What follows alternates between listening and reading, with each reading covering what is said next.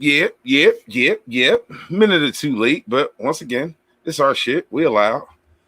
Whoever got a problem? No, I ain't gonna talk shit because I want y'all to keep watching. Yo, what's good, everybody? Literally anything podcast for the people.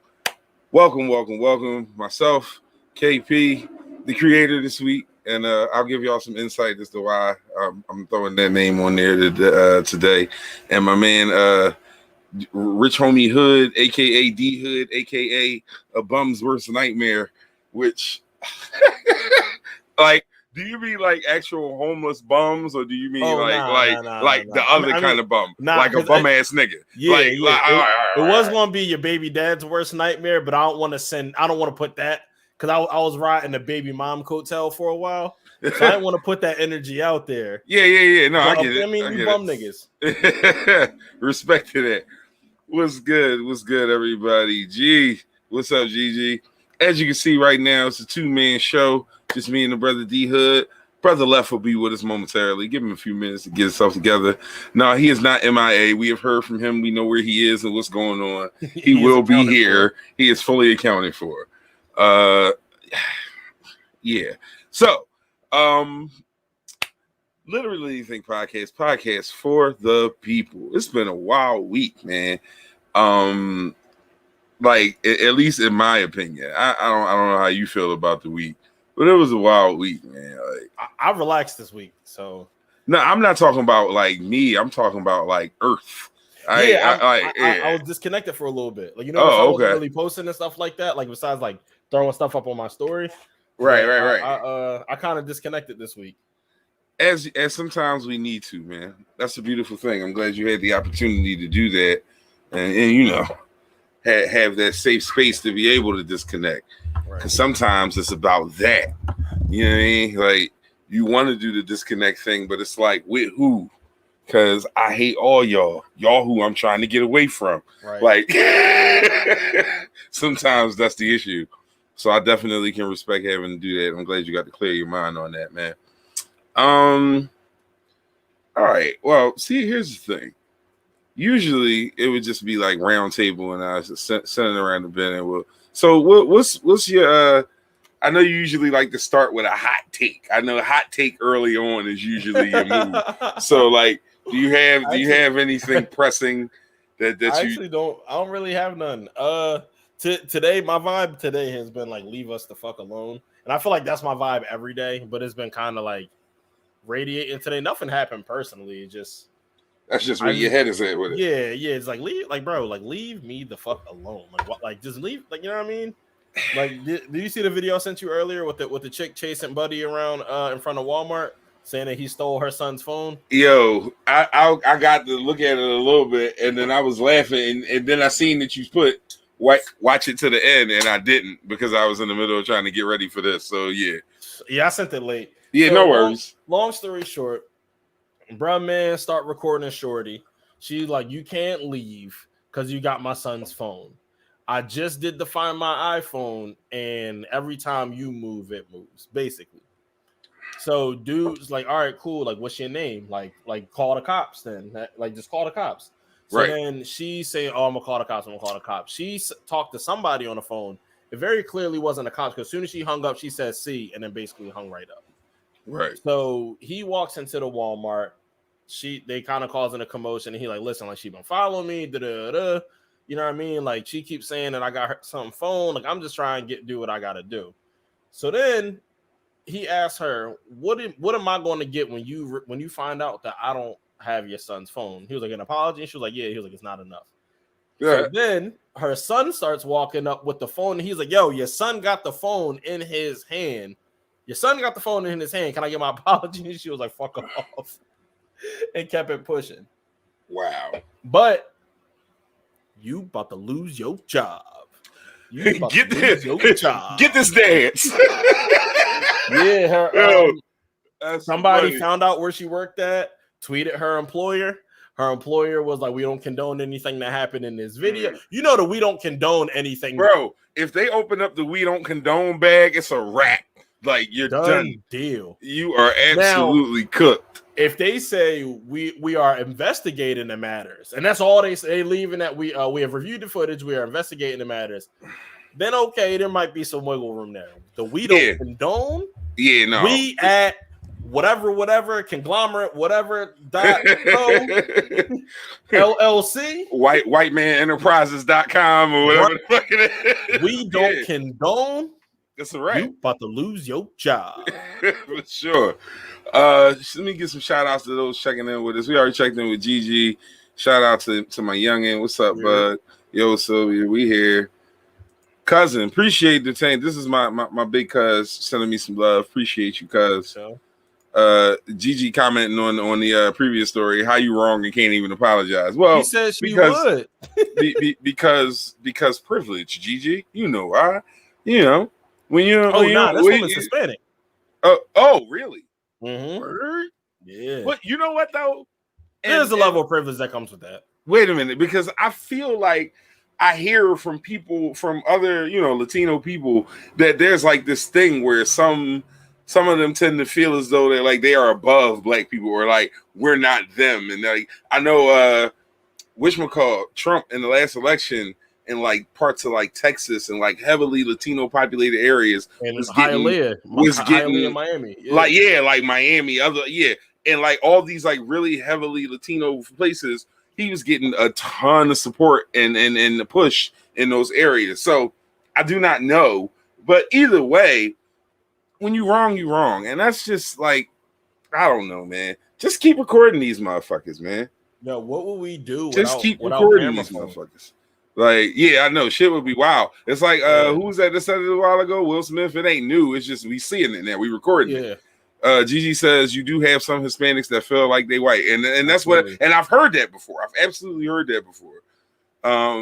Cubans in Miami were Trump 100%. Yes, that's something that I definitely have heard and observed before. Like, and it's wild to me. Like, I don't know. I can never get behind somebody who clearly doesn't have your best interest in mind, and yet you put energy into it, like on any level. Like, and that's kind of what happens with that situation, and it's always very frustrating. Another, we don't claim those Hispanics. That's all right on. Oh, that's long as we separated. That's Bay. Yes, as long as we separating. Pipe your smile down, nigga. We know it's okay.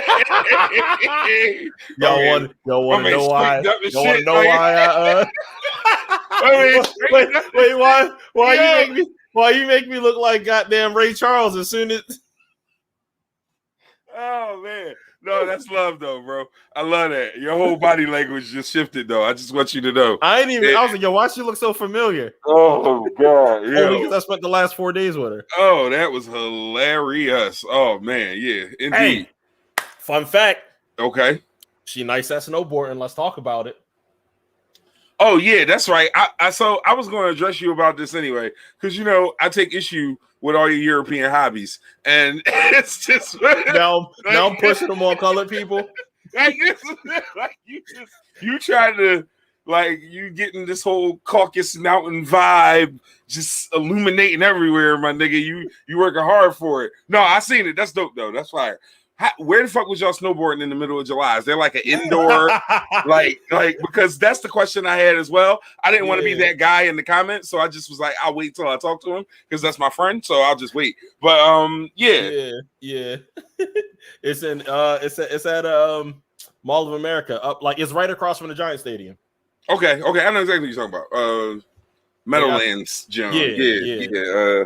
They got the Nickelodeon John and everything in there. Right. Yeah. I know what you're talking about.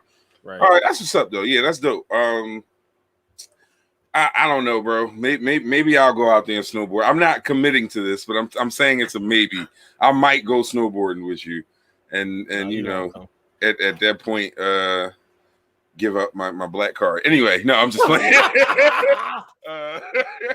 It's not that deep.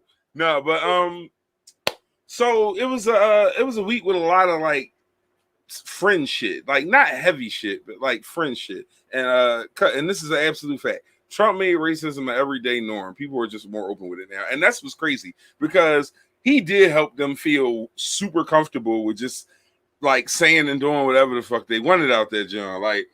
It is not a coincidence that shit seen a major uptick the moment that man got elected. I think I have a hot take now that I think about it. Okay. I was just talking about this in the car. Okay. Granted, I feel like I can speak for both of us, but correct me if I'm speaking out of turn. Won't really fuck with Biden like that either. Like we. Oh no. It's a lesser of two evils. Exactly. That is a principle that I think people tend to forget. Sometimes that is the choice that you are left to make or left to have. It's not because, I mean, I'll take it. This is not the first time it's been that way. If you want to be honest, it's part of the reason why Trump and Hillary, why he beat her. Because it was like some people just really refused to fuck with her. That's just what it was going to be for, various reasons. So I don't think it's a foreign idea of the person being ahead just simply being the most tolerable of two fucked up choices. Like, you know what I mean? Like we got shit and syphilis, and like which one you gonna pick? Like it's gonna be bad. Like no matter what. But have you noticed since the inauguration? Where you been at, my nigga Trump? Like, nigga, we do not care about you anymore. Like, here's the thing: they know where he been. Yeah, dig me. But I feel like they check for that, brother. There's less. Or maybe I'm desensitized to it, and I'm about to say you don't give a fuck. What needed to happen in your eyes happened. So therefore, his existence beyond that is just his business because it doesn't affect you in the long run. Right. In the greater picture, it doesn't affect you at this point. No matter how much ridiculous blather he spills off, no matter how much far left bullshit he spits, it's not affecting you anymore. You understand what I'm saying? So because of that, even if he was like on TV, if he was having an appearance every night, unless that shit hit a media outlet that you care about, you're not gonna know. But I'm sure it's a Republican Trump fan who knows 16 websites that he looks at every day that gives constant updates on Trump's moves and what he's doing and where he's been. So, it's one of them things that it ain't for you. Like, that's what it's become. The only thing that made me think of it, I was scrolling Instagram, a baller alert popped up and I saw Trump. I was like, oh shit, he exists. Like, he is not this fucking past memory that we don't know that, like, that man exists. You was trying not to have the Mandela effect with it, like shit, he was really president. Is that happen? Did that happen? Oh shit, yeah. I feel you. I definitely feel you. All right, so I have a question. Did you see T-Pain's rant? Did you see T-Pain go off? Yeah, it was lovely. Valid. It was goddamn beautiful and 100% valid. Absolutely. And I saw like mad comments like, "Oh, T-Pain, you only known for doing one thing. He did something that was completely different. Let's talk about it." Right. He didn't come in and reinvent the wheel by any means. He found his niche, and then he started stepping outside of his niche, right, and found success in that too. So he's valid in everything he's saying. Absolutely. And the whole thing is that if anybody can tell you about trying to have something new or get a different sound or a new sound, you absolutely got to take it from him, because that brother brought a sound that was different and completely new to the show. Whether you liked it or didn't like it, he brought a uniqueness to what was going on. So that, we're not going to do that. All right, we got the fam here with us. Hello, niece and nephew. What's going on, everybody? Hey, brother left. Hey, every time I popped up, I could hear them.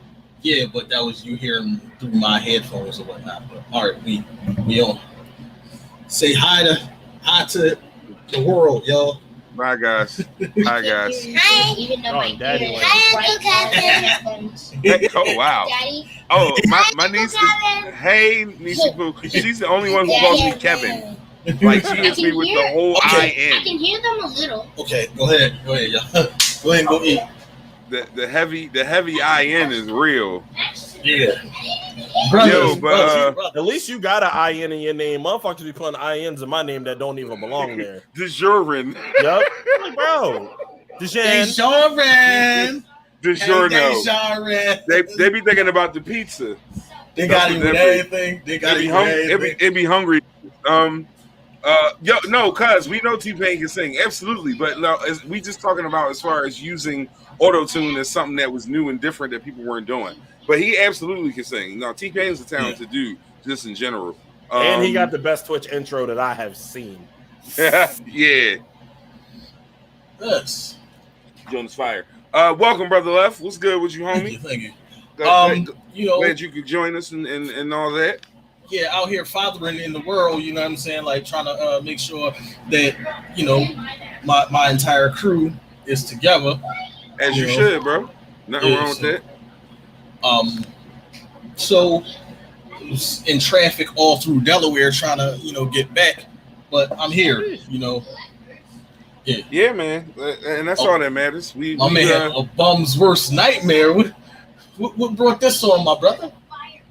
He just tired of these bum niggas, man. That's all. Low key, that's all. Okay. I thought it had something to do with derelicts and homelessness and stuff like that because people use that. I will tell y'all something. That nomenclature. I love that we think the same because I definitely had to clarify that and okay, so just so I'm sure, we're talking about these bums and not those bums, right? No. It's not like Tyrone Biggums bums. Because I don't like crackhead bums. Like I don't call them bums. You know what I'm saying? Because we have an understanding that some of these people are in a predicament that is not of their own doing. Right. For the most part, sometimes people self-medicate and end up in that position. Yeah. That's something different. So you're absolutely right. No, these niggas is bums because they chose to be. One time I gave this particular time I gave this gentleman $1, and then he was very appreciative of that $1, and then the white woman after that wanted $1, and I didn't have one because I gave it to the brother before him, but I was going to do that every time anyway. Right. So she get mad at me. I'm like, ma'am, how you fumble white privilege? That's not my fault. My nigga's supposed to be right there. That's wild. It's like you got a little less sympathy. Like, I feel like you had a better head start than that guy. Sorry. Right. Like, how you fumble that? How Dave Chappelle say, out of the way, Grouch. Get it together, Grouch. Get it together, Grouch. Yo, shit. Yeah, but speaking of bums or derelicts and things of that nature, today at work was like, I don't know what they put in the in the air today, but they was out here like, woo! I mean, I know it's the 15th, so they was out there with that, you know what I'm saying, and they had the fiends was fiending. They was that track pack. They was out on track Poplar pack Grove. Was out. Track pack was out. They was out there on Poplar Grove with the runners and whatnot, trying to get that pandemic. Got that pandemic. That WMD. Got that WMD. Like, bro, what in the hell would make you want to ingest some shit that people decided to name WMD? That's wild to me. Who names weed? But that wasn't even weed. That was heroin. But look, this is the crazy part to me, right? Oh, now you remember the Foot Locker? Bro. Now, cuz first and the 15th, you know good and well in the hood with the first and the 15th is, cuz you know better than that, cuz we know what the first and 15th is. That's when they be out there jumping. Indeed. Yeah. So go ahead, bro. Like I'm on my last trip, and I definitely was the cock blocker of the year today. Praise Allah. Of the whole year? Of the whole year, and I'm gonna explain why, because it's July, my nigga. Look, Lefty got the greatest stories. Got canceled.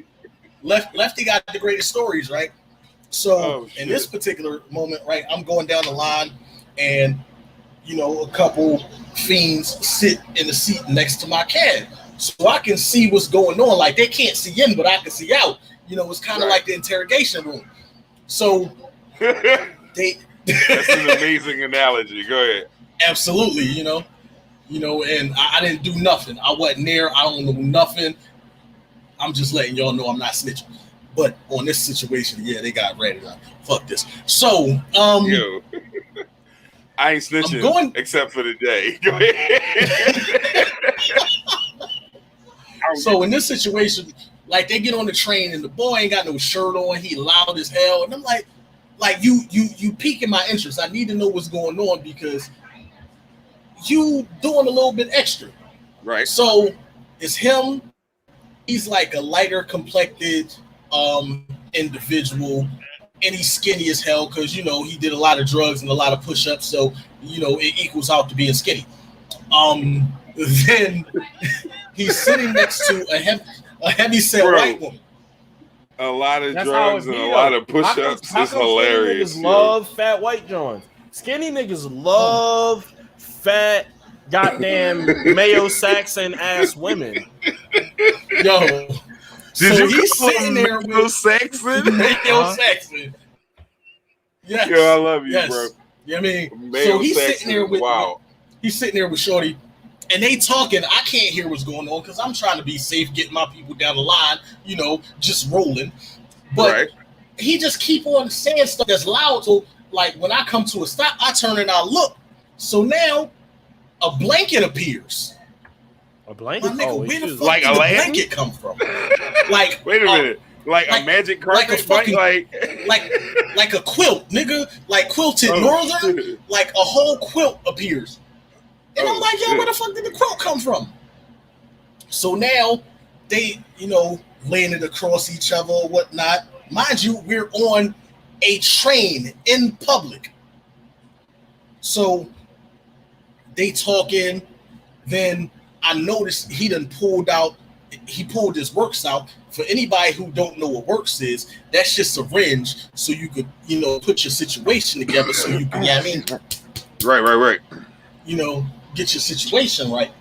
So he pulled the works out. He's sitting up there getting it together. And I'm like, yo, y'all not about to do what I think you're about to do. So now he put his arm around her like, yo, come on. It's like you could see the motions like, come on. I mean, she keep looking around. And like we're in the tunnel now. So it's like at this point we at like 8th Street. And I'm just like, yo, the cops gotta be somewhere around here. They gotta be. So now every station I get to, I'm looking like where they at. So we get to 13th Street, right? And he was getting ready to get it. So I see him as I'm pulling in the station. I pop my head out the window like, come on. They was like, come in. Yo, this nigga. Oh, so God. I'm on the train to a stop. I make my announcement. Look, so then they come walking up. The cops come walking up to my window. I'm like, yo, I don't know what they doing over here, but you gotta check this out. They First walk off, on the train. You a goddamn liar. You knew exactly what they was doing. You ain't shit. You ain't shit. Go ahead. Yo, so I'm like, yeah, come on. So they hop on the train or whatever. And I'm just sitting there chilling, just waiting to see what they're going to do. So he walks over to the guy and he's talking. And then he just pulls out this big ass stick. It looked like a piece of a banister. Like dude had a piece of a banister in his bag. So the cop takes that from him. Like, I mean, I know you get into fights when you in the heroin land. So, I mean, you might need, a stick to fend people off. But is heroin land anything like Dorney Park? I'm just curious. I'm fucking curious. This nigga said when you're in heroin land. Holy hell. Heroin land? Look, damn, bro. Go ahead. So he takes the stick from him, right?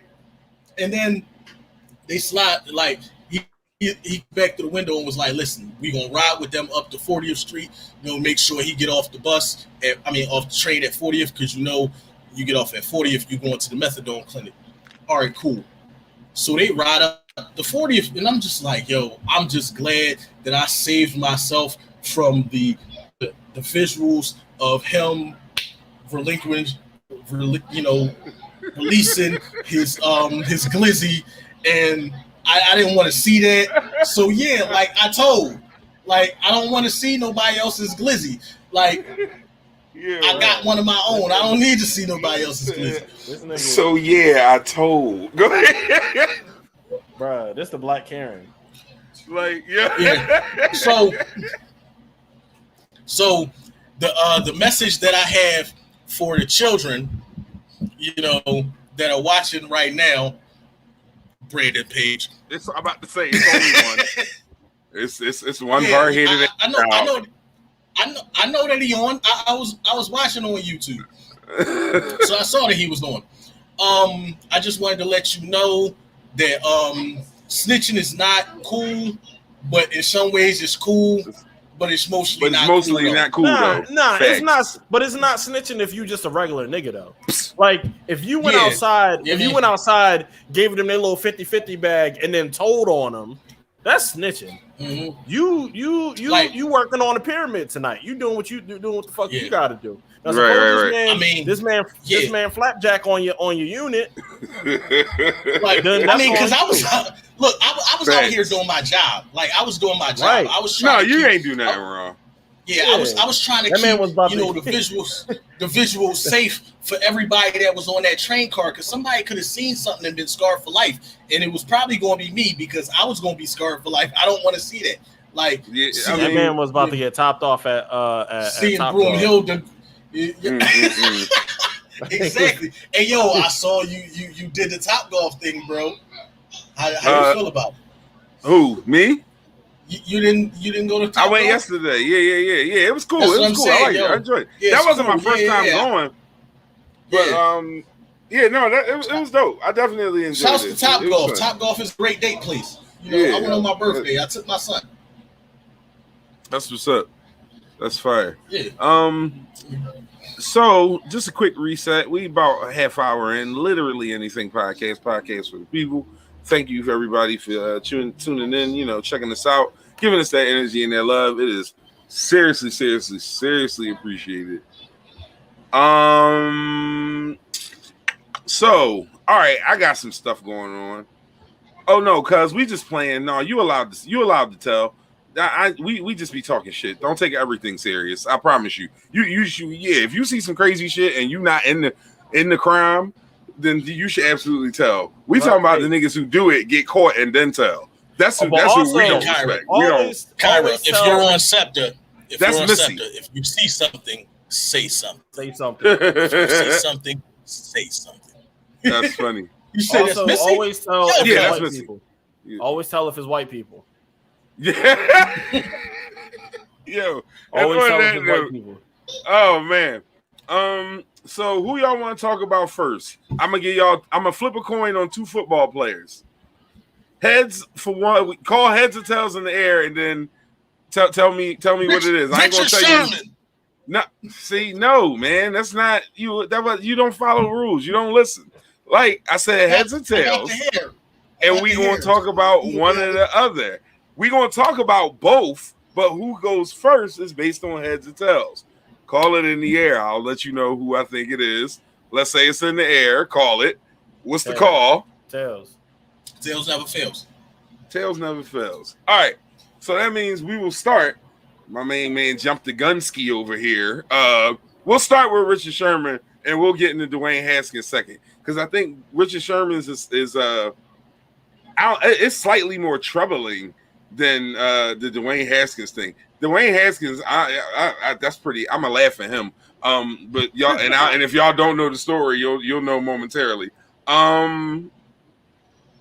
So Richard Sherman was arrested.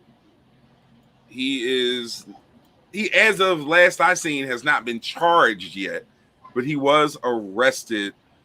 He was drunk, threatening to kill himself. Apparently there was some sort of incident at his in-laws' house, and it was a domestic incident. And this is kind of crazy. Like, the caller described Sherman as drunk and belligerent, said he was threatening to kill himself. Caller identified herself as Ashley Sherman. You already, that's the wife, if I'm not mistaken. tried to wrestle with her uncle. This was all in the call. Sent text messages to people saying he's going to hang himself. Can be heard attempting to prevent Sherman trying to leave the residence, telling them to stop. Like, it's just like the transcripts of the call are kind of frightening, to be honest with you. Like, I don't know what Richard Sherman is dealing with or going through, but damn, I hope he comes out of it okay, because he got pepper sprayed. Like, it was just a wild situation, man. And from what I see, he was definitely intoxicated. He was given a burglary charge, domestic violence component, because it was at the home of the relatives. He did not enter the home or try and strike or hit any family members. The malicious mischief charge is a relation to the damage he did to the door, because I think he was kicking the door in. Yeah, man, it's a lot to this. He's also under investigation for a hit and run in a closed construction zone, also attached to this incident. This is all just like real wild, man. So I don't know, man. I hope this brother's okay. That's the first thing I'll say. And if he's clearly not okay right now, but I hope he gets what he needs to be okay. Damn, like, I wiped the smile off my face mad quick, because I read that it was a domestic disturbance, and the first thing I thought, I was like, well, at least the Eagles would be able to get him at a discounted rate. Like, that was the first thing I thought, and then now because that's what you hear with these football players, and they kind of go on with them. But no, this appears to be something like a little heavier than that, man. So when you kind of look, I'm not saying that this is anything football related, but when you look at it, when has Richard Sherman sat as a free agent this long? Right. And he wanted to play with a contender, especially when you're at the top for so long. Yeah, it's just one of them things. Cuz, what's up, Cuz? Appreciate the look, Cuz. Richard Sherman this might be a wrap for him at 33 with these kind of charges on his head. This is probably a wrap, and he's definitely making cries for help, because there's no way in the world that all these things could be going on. Like, he's not hurting for money, so you know what I mean. Like, things aren't. He's a smart dude. Yeah, he's Stanford. Yeah. Like, he's hella smart. Graduated with like a 3.9 or something like that. Yeah, like he's incredibly capable. It's something missing though. Definitely what it is. Like, so the alcohol in those situations definitely is not helpful. When you dealing with that sort of thing, but I really hope that brother gets some help. I don't see it to be a situation of like this wasn't, and that's why I'm glad this kind of led, because I don't like, most times I find this kind of shit, like I find a funny angle for it, but this one I don't even have that. Like, This shit's kind of sad, bro. Like, it really is. It's I'm like I said, I hope that brother gets it together. I hope everything works out well for him. I definitely don't know what his next steps are, because the team's certainly not going to want to sign him while he's sorting all that out. Right. And to be fair, that might be the best thing. That might be the best thing. He may not need that built-in distraction. He might need to deal with whatever it is. Sometimes that's what it is. When you are at a certain level, when you're playing well for so long and you're doing so many things, the problems have built-in distractions, because your success becomes your distraction. It keeps you from dealing with the things you really need to deal with. Look at Brandon Marshall. Exactly. When that success starts to dwindle, you have much less to lean on, and you got to start facing it. And either you'll start to like own up and face it, or you'll start to do other things to implement and substitute those behaviors, emotions, and so on and so forth. Anyway, that's some shit my therapist taught me, but don't pay me no mind. That's just, but and I'm joking, but I'm dead serious though. Like, it's definitely, it's a real thing. When you have time on your hands to confront issues, sometimes people ain't ready for that. Right. That ain't where everybody ready to go. Left, I see you had to step off. What you had to say about the Sherman situation, man? All right, so I'm not sure what my brother Hood spoke on, but what I do know is he had another incident prior to this where he had a vehicle that was registered to his name, which basically means he was driving this vehicle. Right. It was an incident where they said it was destruction of county property or something like that. So basically, he was in a car accident. So I'm thinking he was drunk in this car accident where he ran into a barrier on the side of the road, and then he took the car and parked it in some sort of parking lot, and I guess he Ubered home after the situation happened. But I like you saying, whatever it is that he's dealing with or he's trying to deal with, he got some demons that he fighting.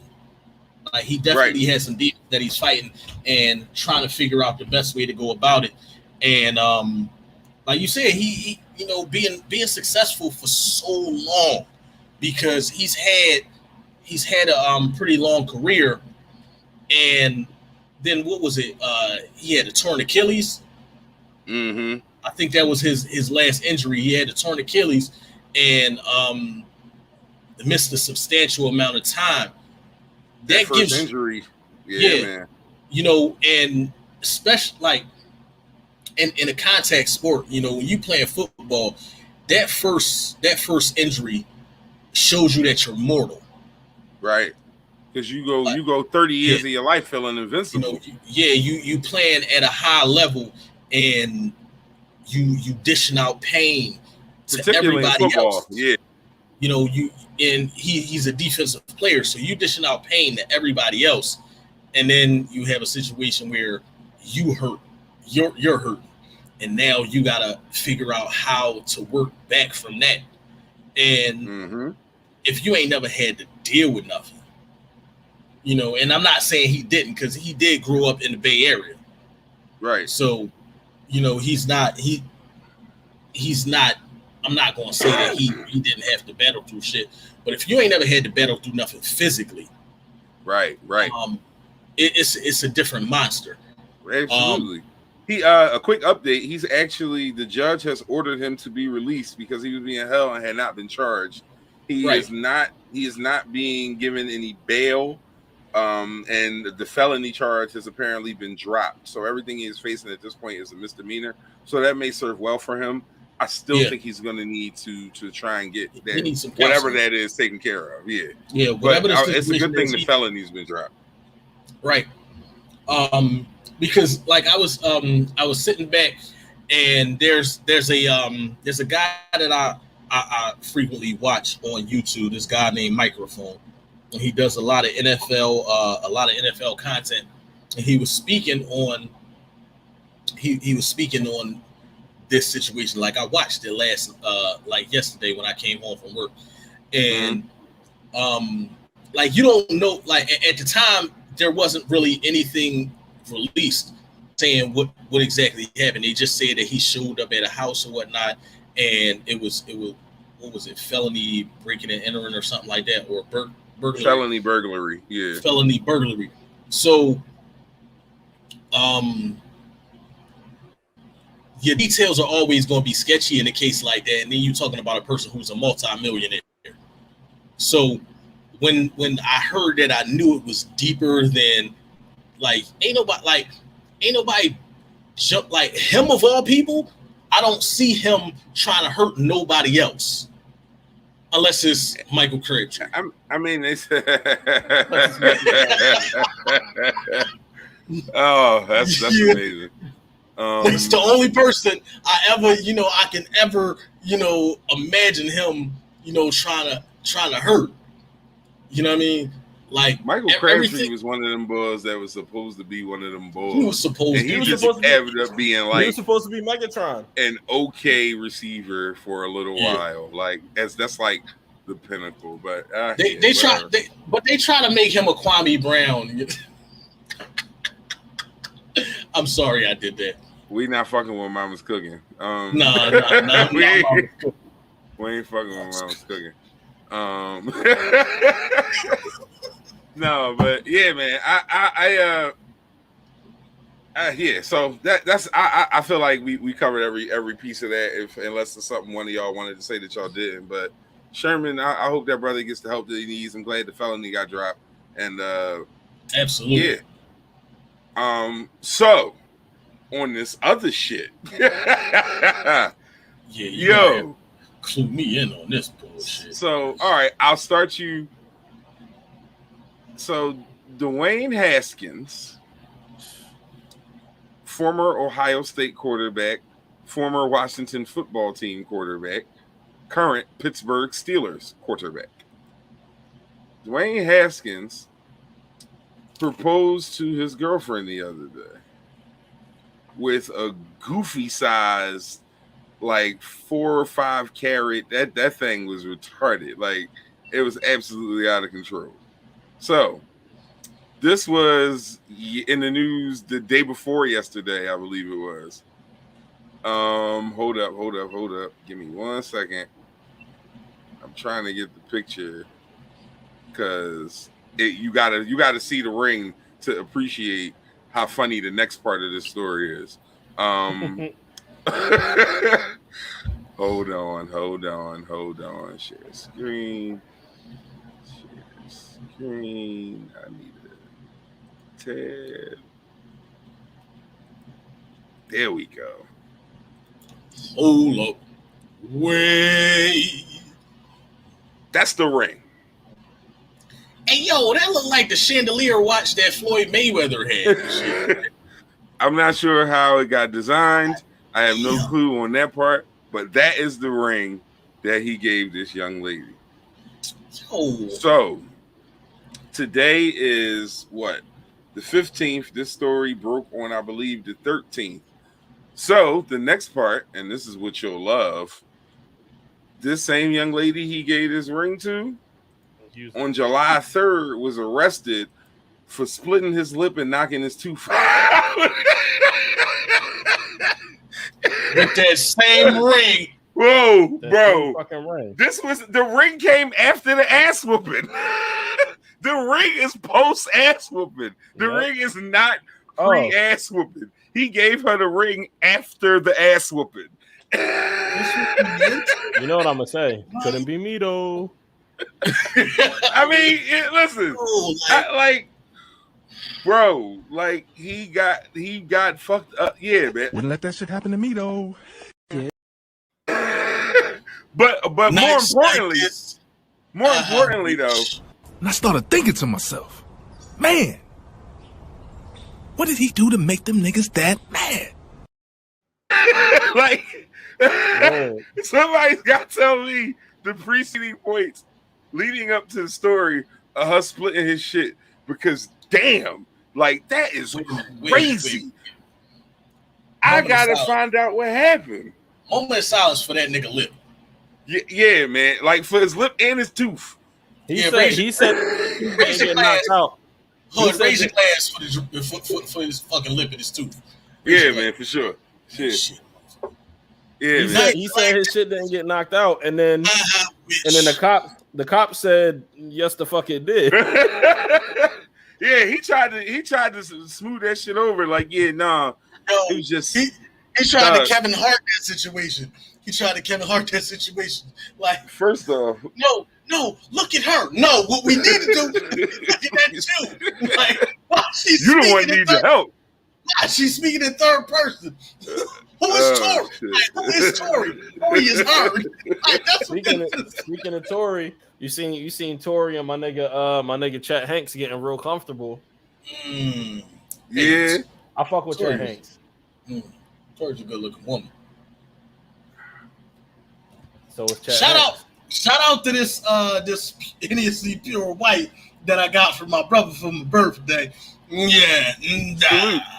Like I said, I know niggas that steal shit. That's all. I don't have any secret or anything like that. I know people who have sticky fingers and like to make money on the side. The views of the people that KP the creator is associated with are not that of the Literally Anything podcast. Yo, speaking of that though, right? Have we now? I know you have, my man. Bum's Worst Nightmare. Have you listened to the Tyler album? Incredible. Oh man. So all right. See, I hate when I gotta do shit like this, right? So my cousin said got this thing where said like once a year, twice a year, maybe gives these incredible, like wild takes. And they're not like far-fetched, but they're jump out the window a little bit. Like it's always a little too early. And shout out to you, cuz because the other day he says, "Yo, this album is crazy. It's one of my top 5 all time." He put it in his top 5 immediately. Now, he says shit like this because he likes me to react this way. Not me specifically, but just people. Now, I was like, this shit is crazy. But then I listened to it, and I was like, this is a really good album, though. Like, very good. I had listened to it before that, but I went back and listened with a different ear, and it is an amazing album. Tyler's art, like, I was not a Tyler fan at the beginning. Like what's the first album? Goblin? Is that Goblin. The first one? Well, I mean, yeah, technically Goblin. The first studio album. Studio album. Yeah. I wasn't a huge Goblin fan. Like, I wasn't a big Tyler fan then. I think Flower Boy might have been the first one where I was like, oh shit, like this boy, all right here. Yeah, that's the one. That's the one. It was like Flower Boy was crazy, and then Igor, he followed it up. I'm like, damn, that's crazy too. And then this, and everything between Igor and this, like feature wise, he just went bananas on. Like, I was listening to the joint with him and Freddie earlier. Like, it was a. If you have not checked out Tyler the Creator's "Call Me If You Get Lost" album, please do. Like, I promise you will not be disappointed. What'd he say? You ain't speak to your bitch in 4 days. Ain't have to be this way, nigga. I'm down for the threesome. I said, boy, you better talk your fruity shit, my nigga. Talk that fruity shit. He always got some suspect lines, but that's Tyler. If you, it is what it is, man. I mean, we already know that him and Frank Ocean are a thing. No, they're not. They both like white men. Yeah. Together. Nah, I think they cool. You got to bow out. Lonnie Brew don't like. First off, I am not going to speculate as to who these motherfuckers are in relationships with, because they ain't my motherfucking business. I don't know though. Tyler was rapping about bitches on this album, and it made me very happy. Yeah, this album is just really. So, what's your favorite song? I just want to know. Yeah, I'm gonna let y'all do that because I haven't checked the album out yet, and I apologize for not being up on what y'all up on right now. It's sorry, bro. Listen, and Hood, I get it. Like, I saw the look right there. What? I'm like, you gave me the look like, how dare you fucking peasant. But I'm still stuck on the Stove God album. I'm be honest with you. I'm still stuck on I haven't checked out yet. God Cooks album.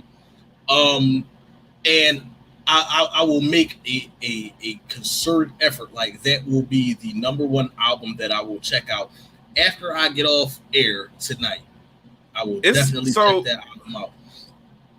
You got a track, Hood? A favorite? Between Massa and What's Your Name. And I love What's Your Name because NBA Youngboy came crazy. He actually wasn't awful at rapping on that song. Right. I was surprised. And none of this shit rhymed either. Yeah, it didn't rhyme at all. I think Tyler and it was the right place for it. Let me say that. It wasn't terrible. But Massa definitely not my favorite. Massa's crazy. I don't know the name of the long ass song at the end when he's telling the crazy story, but that song just conceptual. Wilshire, yeah. Just conceptually, that song is fire. But as far as just like bars, I don't know. Black Boy Pull Up, like Rolls Royce Pull Up. Shout out to my papa didn't pull out. He went 8 on there. 8 shit on that track, bro. He brought back that what the fuck? Woo! remember Drum used to have it? Yeah. Oh man, he went off on that. Yeah, man. It's a good album, man. I gotta give it. Why every time Tyler and Wayne links, it's something magical? I did like that song. But I like they that got track a lot. Other Jones. They got three. They definitely have. They haven't missed yet. No, you're right about that. I would agree with that. 3. But even the first joint on Cherry Bomb, he got a verse from Kanye. We haven't heard Kanye rap like that probably 5 years prior, and we haven't heard Kanye rap like that since. And why, oh, they like me. Nike gave a lot of niggas checks, but I'm the only one to ever check Nike. That nigga smoked that shit. Yeah, man. Hey, man. I am I'm a little bit on the humble pie side of things. I absolutely love the fact that that Tyler is still doing this thing, man, and he seems to be like really hitting his stride lyrically. Like he's in his he found his pocket, and for an artist, for an MC, that could be a thorough situation to just observe. Like when they really find their pocket and do their thing in that motherfucker. He's cooking right now. I have a I don't want to even say hot take. I think that if you think about it, this isn't too far off. Left, I do think this might be off your radar because I don't really peg you to have much of a radar for like Odd Future centric happenings. Wait, before you go there, don't get me wrong. I'm not opposed to Tyler. Tyler got bars, like, and I've listened to Tyler. I love the freestyle where he's trolling the fuck out of Flex. Anything that gets Flex mad makes me happy. It makes me happy. It's like birthday cake. Let's be clear. In a buff neck niggas. Let's be clear. You know what I mean? Anything that we want to tell you what's going on in here tonight. The things that are happening.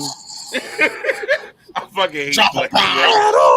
Yo, he's waiting for a bar for him to be like, listen, because and I'm gonna tell you, like, I didn't like Flex before, but when Griselda went on there and he was just sitting up there looking at the motherfucking camera like,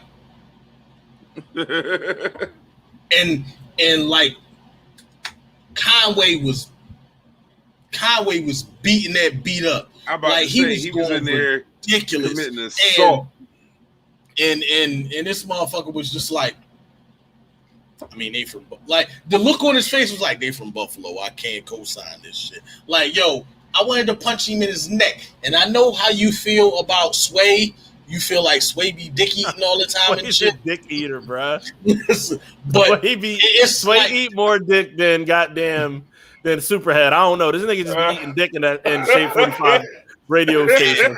And for anybody who has no clue, that nigga is Kobayashi. This is a woman by the name of Karen He's a hyena, video model who gained her fame from fallacious activities with many rappers. He's a hyena. He's so garbage.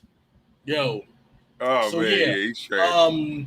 So for me, like I said, I'm not opposed to Tyler's music. Tyler be killing that shit. And like you said, the shit that he had with Gibbs, like he went off on that joint. But I just haven't had the opportunity to dig into this project. So like I said, it would be the first thing I get into. So don't peg me as like a Tyler hater or nothing like that, because I fucks with Tyler. I just haven't had the opportunity. No, I just meant that I fucks with Tyler. Nah, I meant that I didn't peg you to be to be very knowledgeable about Odd Future as a collective. All the members and albums that come with Odd Future as a whole. You might be right on that. You might be right. So if you look back at Damo Genesis projects, this whole album is Damo Genesis pocket. Right. So it was only right for him to have Damo on the song, because when you look at Damo's No Idols project with Alchemist, it sounds just like this. I'm gonna tell you what, like all that type shit is shit that you put me onto. Like I wasn't really like I knew of it, but I wasn't really like checking for it. Right. Like you understand what I'm saying? Like, outside of them, that whole weird, like Tyler was the only one I really was, like I said, I really started fucking with Tyler to Flower Boy, and he got a ton of work before Flower Boy. Like he's got an incredible amount of work before then. But that's just what it was. Like, you know what I mean? It definitely the sound, I think sonically, and we use that a lot because I think that's an important piece of music.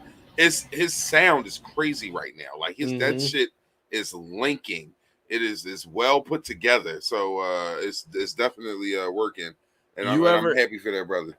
Y'all ever hear that potato salad freestyle? Fuck no, I ain't hear no. Bro, you gotta listen to the potato salad. Yo, he got a crazy PlayStation scheme.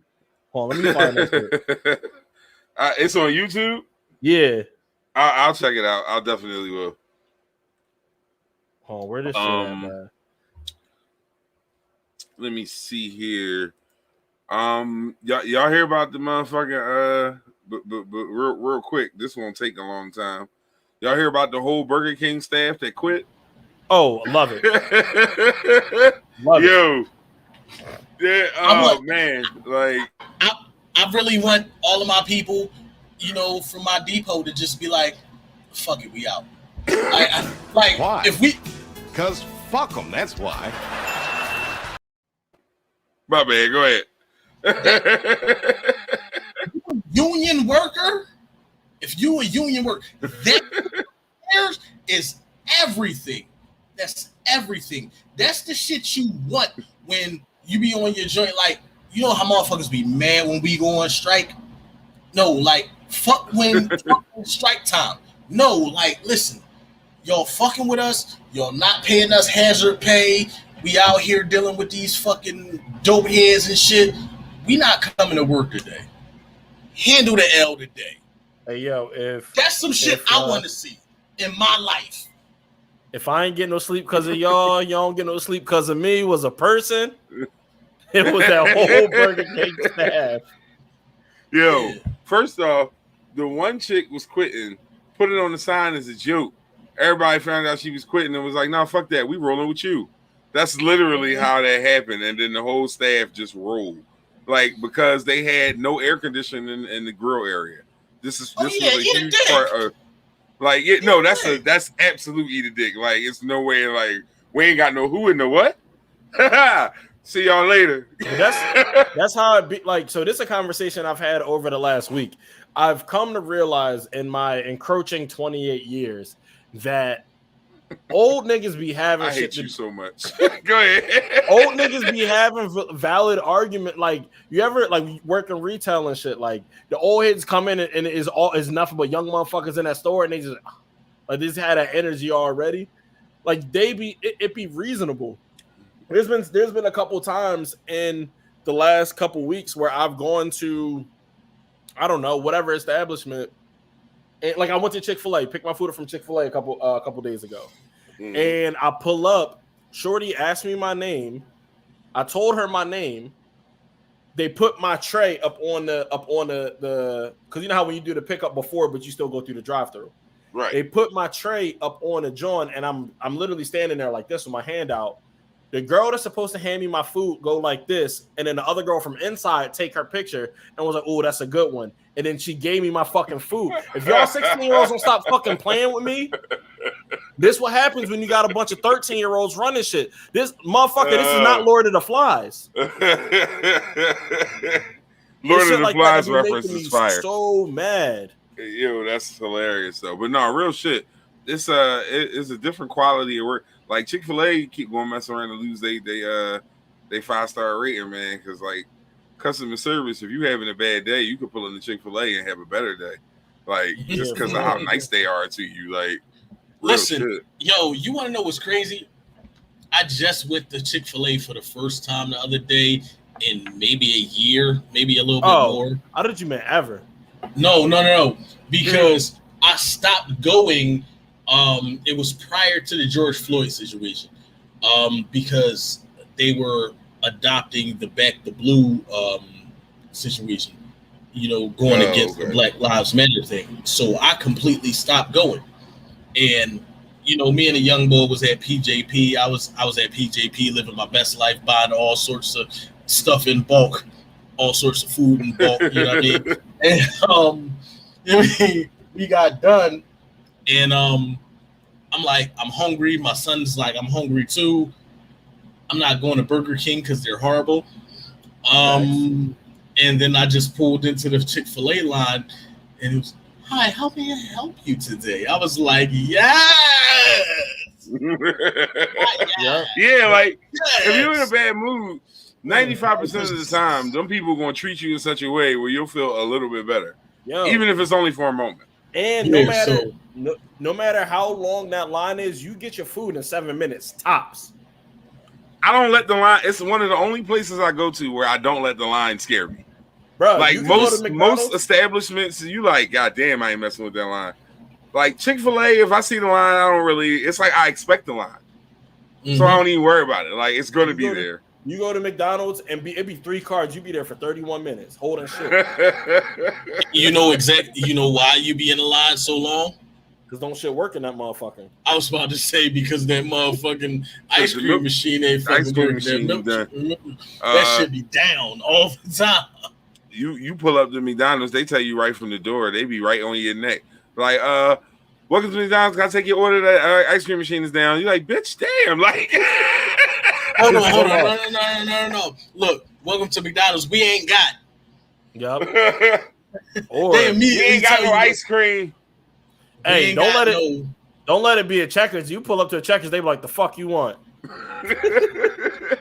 I'm like, all right. No, why are the fucking fries at Checkers? Checkers different. So fucking greasy. Yo, like I refuse. Like I stopped going to Checkers just because of the greasy ass fries. Like you will get diabetes from their fries the first time you go. I dead ass feel like Checkers employees don't even expect you to show up there.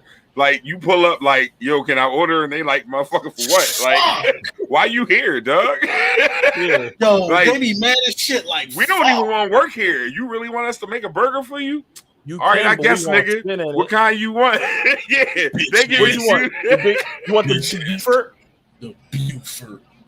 The big Buford. Yo, that sounds so nasty. That sounds like a white man that be fucking niggas in prison.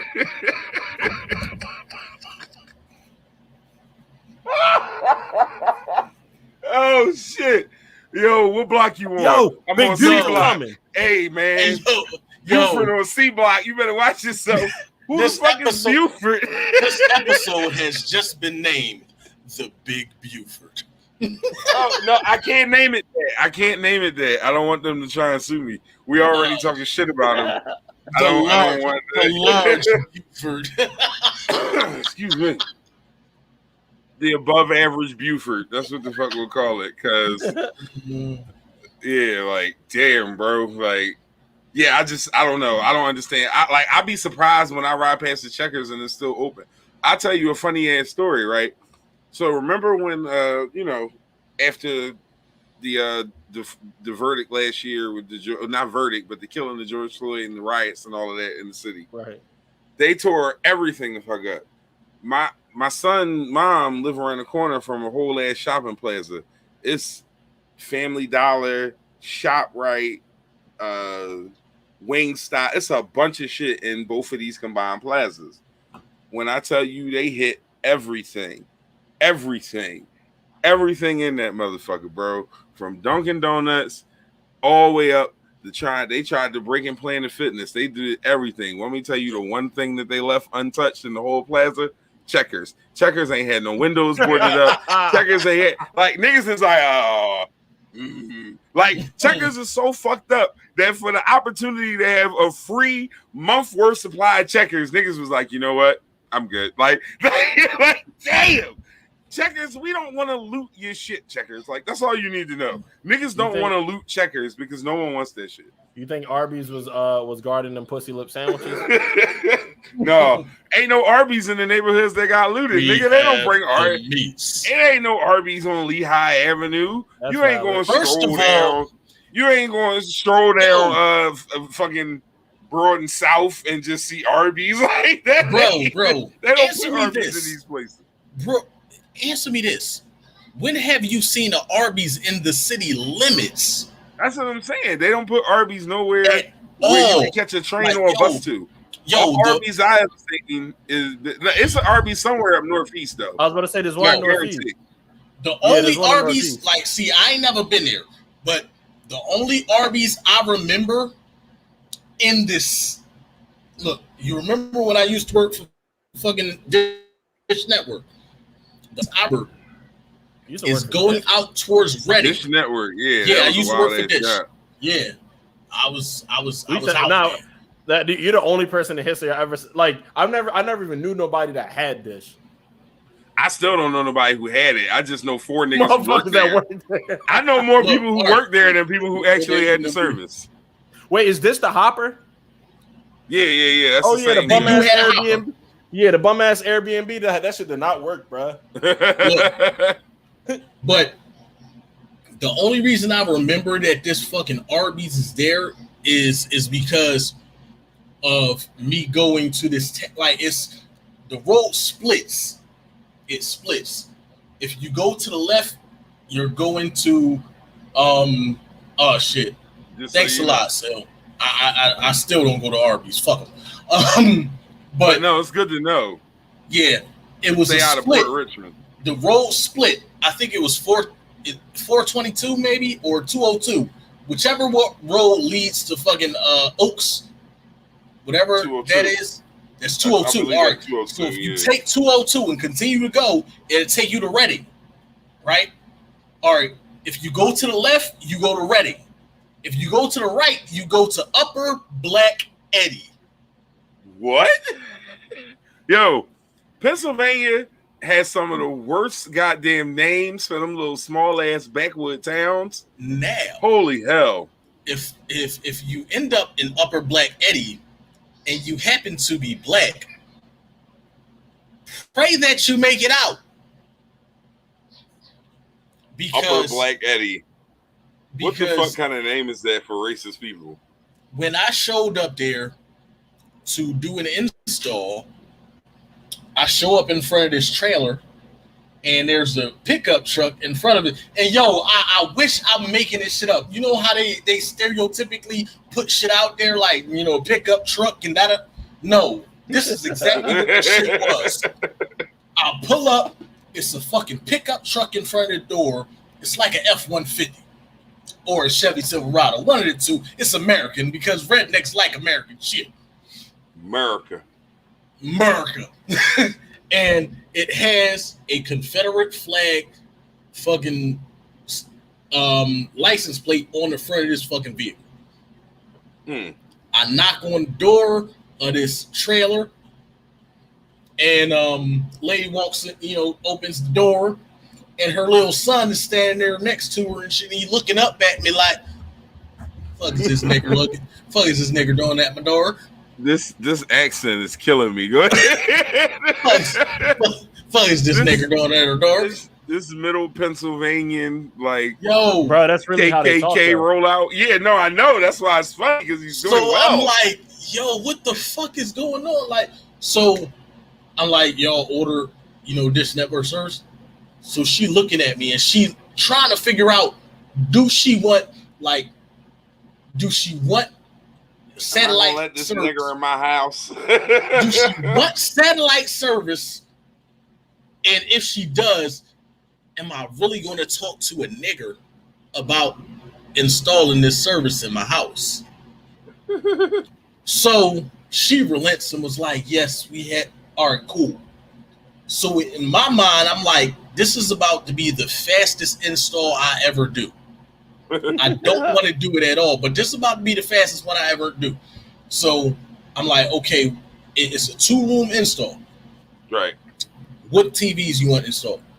I need this one right here in the living room, and then it's one in the bedroom. Follow me.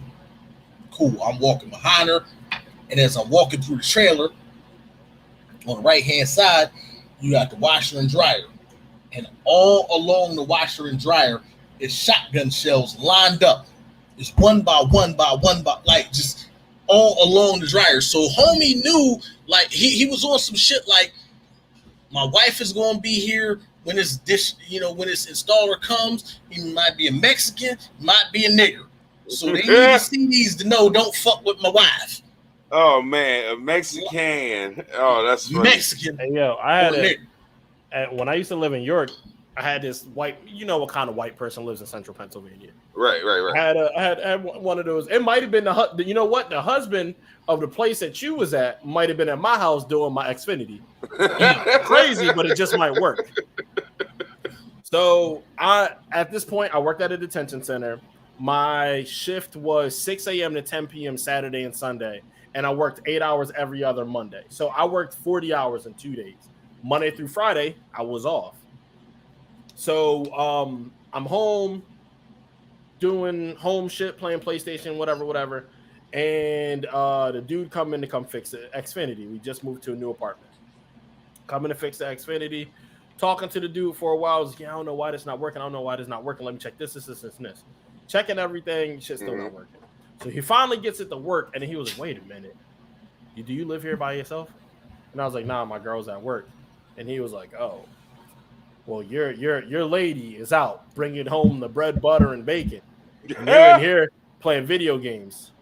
I said, my nigga, you work at Comcast. Get the fuck out of my face. The bread, butter, and bacon. You said the bread, butter, and bacon. I said, my nigga, you work at Comcast. He said you are a special kind of bum nigger. Exactly. Your bum's worst nightmare. Oh yeah, see, the middle Pennsylvania is weird. Like I don't know, like if everybody who's checking us out is from the area, or if you're from the area and you're just not aware. Pennsylvania has 2 cities, 2 kind of cool places where you are, and the rest is just like beware. Like it's Pittsburgh, it's Philadelphia, and then it's like the Allentown, Harrisburg, kind of like. It's not Norristown, like a little Norristown hood is shit. I can't front on Norristown. Norristown is half hood, half racist as fuck. Yeah, see, I only know about the hood parts of Norristown. Bro, I do you one better. It's racist as fuck in the hood of York, nigga. It's fucking crazy. Oh yeah. No, your places like York and Reading, they have like small pockets, and then everything else is just like, and then even the pockets is weird, like. Poconos is crazy. Like it's a special kind of racism. Oh, that's facts. Grizz live right near the Poconos. Yeah, no, it's definitely. So I remember my oldest was in Bloomsburg, and me and my brother here had to ride up there to get him. Nigga, we took a drive up to the Pennsylvania mountains during fog season. We get to that bitch. It looked like one of them motherfucking movies, like with the murderers and shit. We hop out the John. It's just fog everywhere out there, John. We coming around. Get in the car. Let's go. We coming around these sharp ass curves and all this crazy shit, man. I actually still got a video saved on something of me just hopping out and being amazed by the fact that we wasn't like getting chased by a nigga in a hockey mask. Like it was just incredibly frightening. White people shit, like no thank you ever again. I was so mad that he even picked that dumbass school to go up to the mountains. Who the fuck wants to go to Bloomsburg? Anyway, that's my opinion. If you are a Bloomsburg alum, whatever. Don't take it personal. I drove past Bloomsburg this weekend because nigga, I had to have sheets. I got tired of it, so I had to go to a Sheets this week. Right. Yeah, I know you always talk about Sheets. Wawa can eat a dick. Wawa can eat a dick. Man, Sheets listen, over here. Yo, I don't want food. She hate fucking Wawa. I don't want no food from Wawa, no way. But I don't. If Sheets don't make caramel ice macchiatos, then fuck Sheets. Cause that caramel macchiato from Wawa is the fuck everything. So if Sheets don't make them, then fuck Sheets, and that's just how I feel. Hey, this nigga KP go to Wawa for a Hoggy. And you ain't never seen me eat. First off, Hoggy? You miss my dad. Don't do that. That's the George Bay shit. My pops used to hit it with the on Italian Hoggy, bro. Just say I want a pork. Just say I want an extra pork sandwich. Like they put so much. Like an Italian hoagie is like a Muslim's worst nightmare. Like they don't want nothing like that. That shit is swine. That shit is swine on swine on swine. Like that shit is like pull one of them motherfuckers up. Ah! Don't bring that over here. He gone, devil. Yeah, like no, that shit is crazy. But no, I nigga said a Hoggy. No, if it's an iced caramel macchiato, I'm rocking with Wawa. Smoothies. My kids think my kids don't even like apples. If I get them motherfuckers a box of apple slices or the bags from Wawa, they'll eat the whole box. Like they don't eat apples though. Like, but they fuck apple slices for Wawa up. Wawa just got elite things, but like the hoagies are not on the list. Text P and ask her right now which one she picking. I guarantee you. Like I said, if you're talking about sandwiches, I believe you. If you're talking about everything else, I don't know nothing about them. And now they not. I got. You're not going. I don't know them niggas to me. That's exactly what you I just don't did. know them niggas. I don't know them niggas. Like, who are they? Do they have them? Listen, man. Like I said, I would be willing to try it. I've been to a Sheetz before. I got like some cool ass little beverage. It was all right. When I went to Sheetz. Wait. What when the we fuck went is to Sheetz, B? when we Like, was on the type situation, but they got the fried excursion. Food. Yeah. Oh, we was on the excursion. Down south. We hit a couple of them Jones. So when we was headed down through I believe we was in Tennessee, and we stopped at the Sheetz, and like people was getting stuff, and I wasn't particularly in the mood for anything. I had a little iced coffee drink. It was cool. It wasn't wah though. But what I'm saying is that I'm open to take a trip to have a comparison. I won't tell you that it's up, but I gotta see. See, like that's the kind of shit I wouldn't even never order for Wawa. GG. It's like, and this is what I'm saying. GG. I'm gonna give GG a props because I wouldn't order no fucking breaded chicken and curly fries from Wawa. I'm telling you gotta order they chicken tenders, they fried cheese curds, and mozzarella stick. Oh, hey, I don't even know who Nathaniel is. I didn't even know niggas name Nathaniel, but I fuck with you, bro.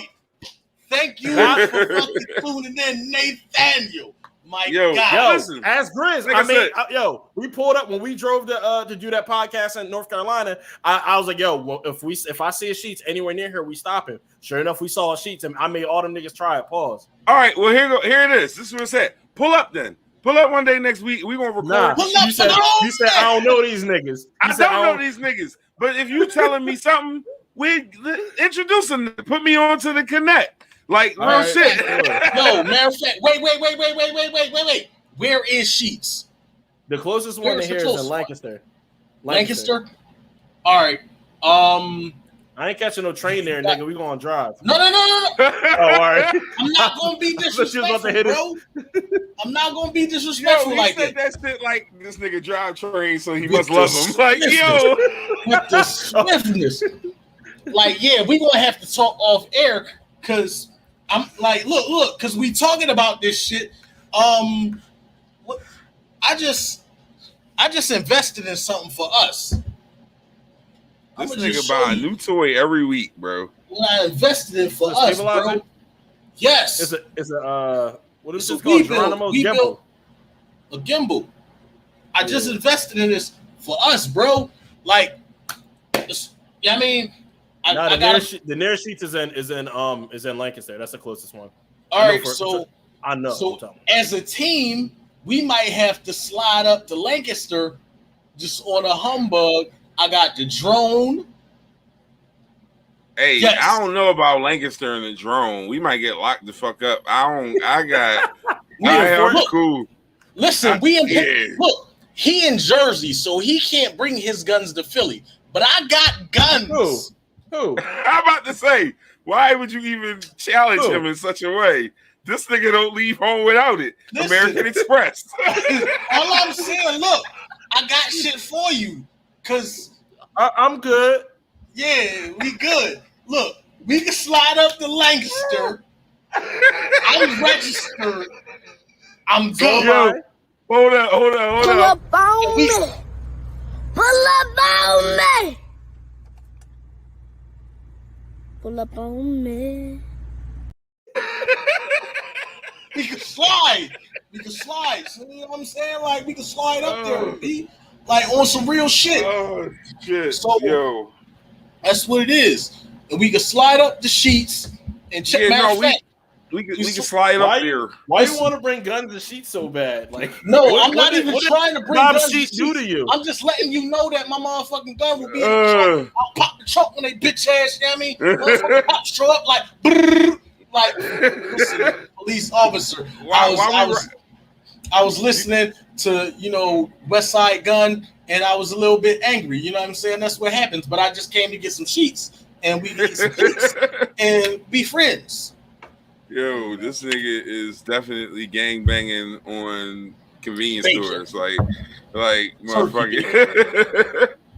Oh, shit. No. I don't have no problem with that. We could definitely do that. Me and my man was supposed to battle, And he was supposed to rap from the perspective of Wawa, and I was supposed to rap from the perspective of Sheets. We never did it. That's actually a fire idea, and I wouldn't mind broadcasting that on LAP. Just if y'all still ever get back around to that, like we could do that right here. All right. I mean, I feel like Royal Farms, you know. Nah. Oh shit, my man said he was like, mm-mm. Hey, listen, Royal Farms chicken undefeated. I don't give a fuck what you talking about. It's Royal cool. Farms chicken is good. It's cool. Nah, it's cool. It's cool. It's all right. It's cool. I eat it. Yo, have you had this nigga? I'll eat it. It's all right. The spicy light skin response. Yo, when me and I don't know where me and Shorty was driving to, we was going to the beach. Them shits was ass, bro. They was so over. The spicy chicken tenders? Put that on my Yankee hat. I'm a gangster crip. Fuck gangster rap. Where the ladies at? Where the hoes? Where the bitches? Every real nigga know the difference. Yeah. Nathaniel, listen, man. You supposed Hey, listen, yo, it's a couple people saying though. Kick it. That's my guy. I don't know who he is. You don't even know. Yo, listen. All right, so look. I'm gonna give Nathaniel props, and I'm gonna keep on calling him Nathaniel and shit because you know I'm grown as motherfucker. And Nathaniel sounds grown in the motherfucker. But Nathaniel would have to have a handlebar mustache. It ain't a nigga line named Nathaniel that don't have a handlebar mustache. All right, so look. Nate is my homie from the job. Like when I first started at the Authority, I will not say their real fucking name. We know. When I first started at the Authority and shit, I was there for maybe about 6 months, and he came to my depot and shit.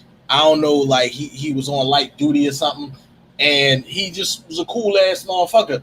And I appreciate the fact that, you know, when I put the link up, he tuned in because, you know, we need people to get in on this, you know, understand what we doing. So Nathaniel, you know what I mean? I appreciate you tuning in, and it's always love, man. It's always love. And I bump in this motherfucker all the time when I be driving my train down the line and shit. He hop off my train and be like, yo, I be like, I didn't even know you was on my train. Because how would I know? Yeah. Thanks. Who y'all got? Y'all got the Locks or y'all got Dipset? So I'm glad you brought that up. Right? Because fuck them niggas, because they fucking with our viewership right now. Nah, well, that's a Tuesday. We good. That don't got shit to do with us. They actually giving us shit to talk about. Yeah, it's beautiful. I'm not even mad at it. Unfuck them niggas. Unfuck them niggas. Right. Yeah, I'm gonna touch that. You can't unfuck them niggas, bro. You can't unfuck them niggas. Over there.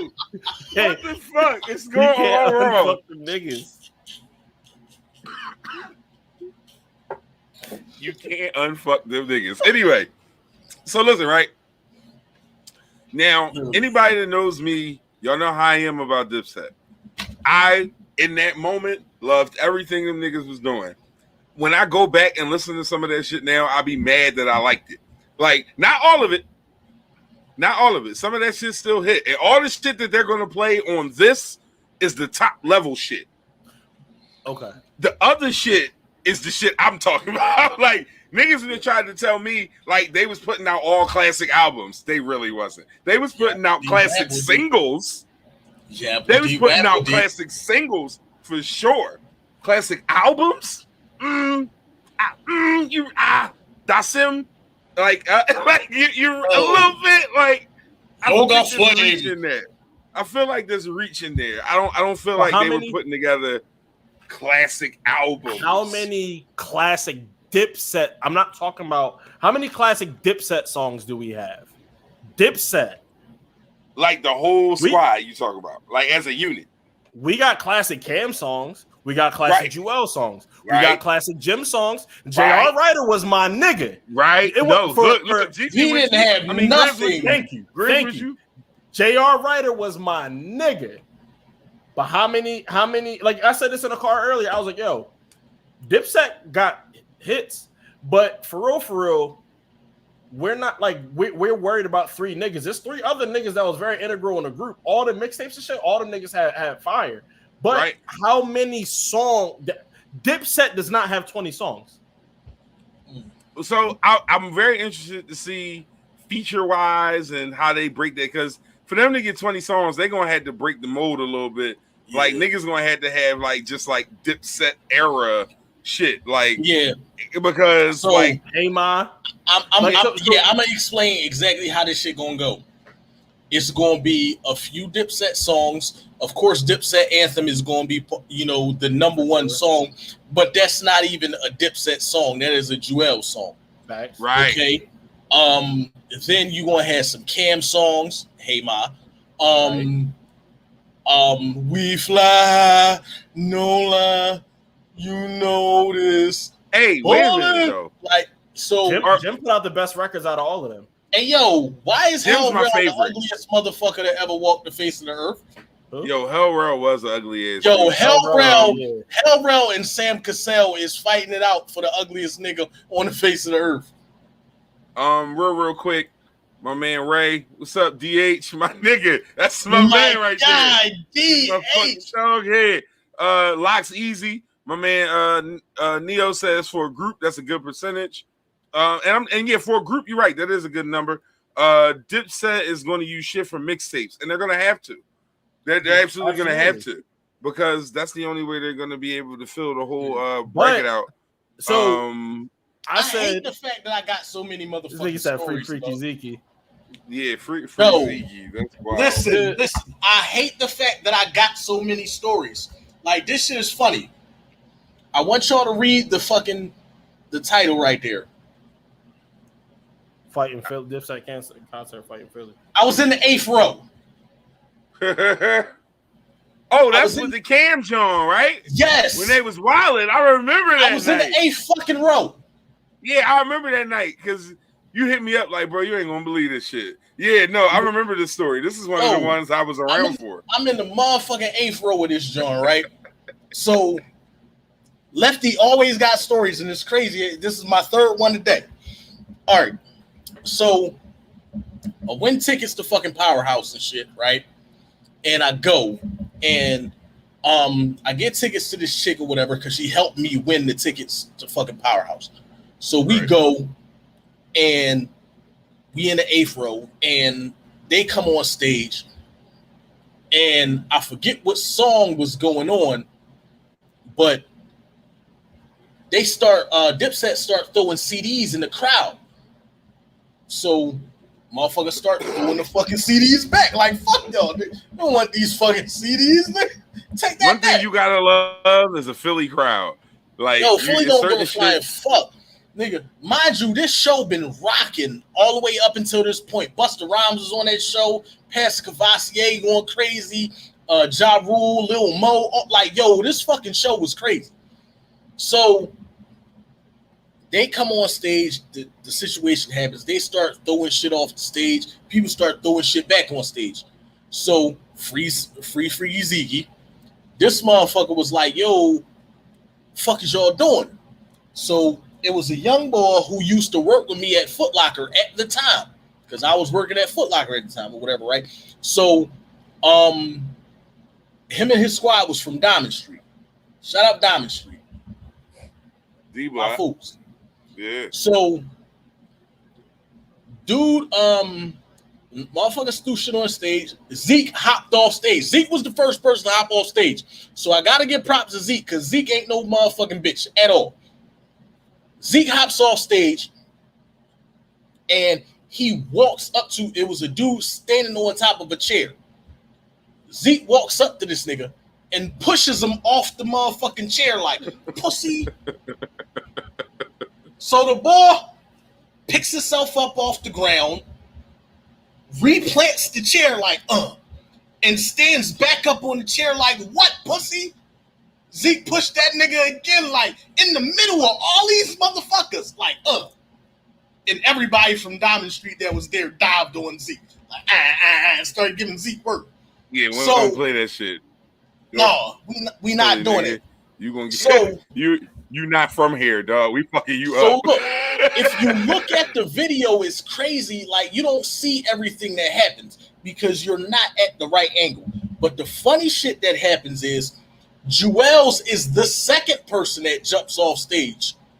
By the time Joel's feet hit the floor, a fist connects with his jaw, and the rest of him hits the floor. Like he hops off stage. Yeah, I tell you what, Santana ain't he you won't question his heart, but I don't know if that was a good decision for him. Yeah, that was a bad choice. Sometimes being the tough nigga don't work. It ain't every time. Sorry guys. So then that didn't work out. Jim hops off. Matter of fact, I think Jim grabs a mic stand, starts swinging it into the crowd. Then he jumps off stage. This nigga trying to be a lion tamer? Yo, Cam starts throwing microphones into the crowd. Cam never gets off stage. Never gets off stage. Throwing microphones into the crowd. Now, mind you, the crowd is now coming towards me. And the shorty that helped me get the tickets to the show, she's pregnant. So I'm like, yo, you got to get the fuck out of here. Because they going, like... Right. And I know all the Diamond Street niggas. So I'm like, I'm trying not to... I'm good in here, but I want to make sure you're good but in here. I don't want to be involved in none of this shit because I didn't do this. Like I didn't stand up on no chair. I didn't throw nothing on stage. I just happened to be here. But yo, that's funny. Yo, it was a wild situation. The show had to go on, but the thing that I respect about motherfucking Cam and Dipset, the very next week these niggas was at on Diamond Street. In the projects, shooting a motherfucking video. I mean, you know, it ain't nothing wrong with that. Let me see. Quick reset. Literally anything podcast for the people. We are 90 minutes in. Thank you to every single person who has given us a moment of your time tonight. It is appreciated and definitely well received. We are cruising into our last half hour. A couple little things before we get to the meat of our main musical discussion as we tend to do towards the end here. I'm very anxious to hear these brothers on this particular topic, so I want to get to it while I can. But real fast, so I've been thinking about something and just some stuff that I want to start incorporating into our weekly flow. I get inboxes, right, from people, and it's usually like videos and like story suggestions and things of that nature. And sometimes I use it and sometimes I don't. But going forward, starting next week, I want to start with, something of a kind of a share corner where I just start to share some of the things that people are sending me and just, shout out to people who support us, because I feel like it's dope to give them they shine because they take their time to listen to us talk shit for 2 hours and so on and so forth. And that is not taken lightly. It is appreciated. And it is definitely love for doing such a thing. So we want to make sure that you are recognized for your input with that. So that is something I will be starting. So for those of you who are following us on Instagram, send it to the Instagram inbox or Facebook. Send it to that. Post it on the page. Do whatever it is. I will find it. I will send you your recognition and your shout out for giving us content suggestions. Because once again, you could be doing anything with your time. And in the words of my man Hove, you could have been anywhere tonight, but you're here with me.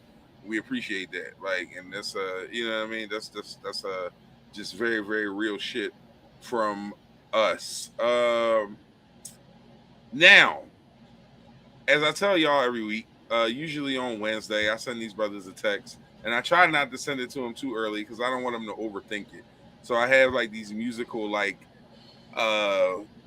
scenarios and what ifs in my head and things that I think about, and I always wonder what these brothers think about them as well.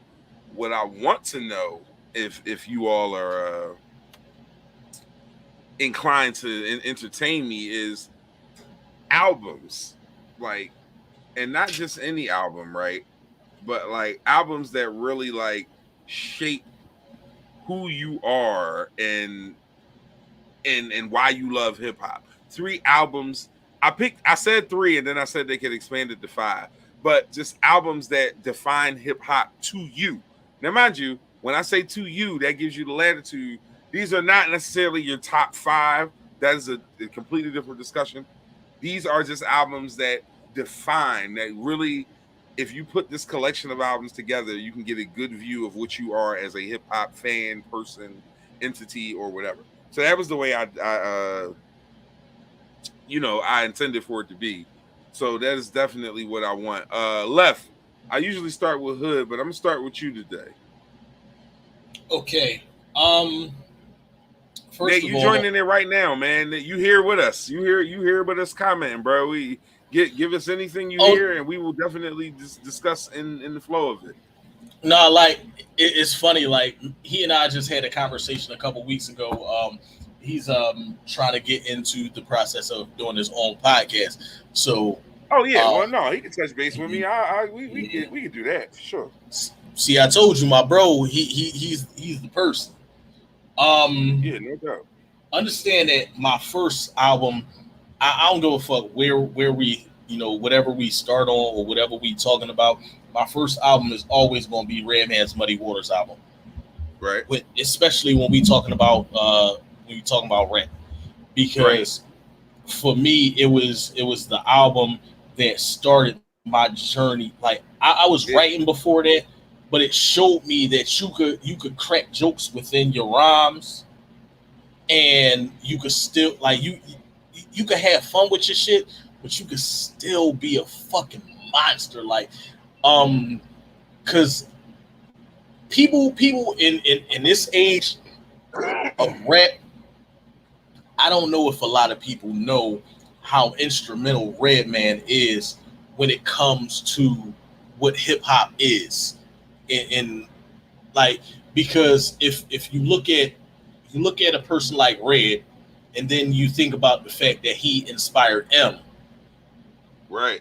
And it's so many. Tell you all the time, Reggie. Yeah, and it's so many people that that M inspired. You dig what I'm saying? Even though like people won't admit to that shit because he's a white boy or whatever, but M inspired a lot of motherfuckers.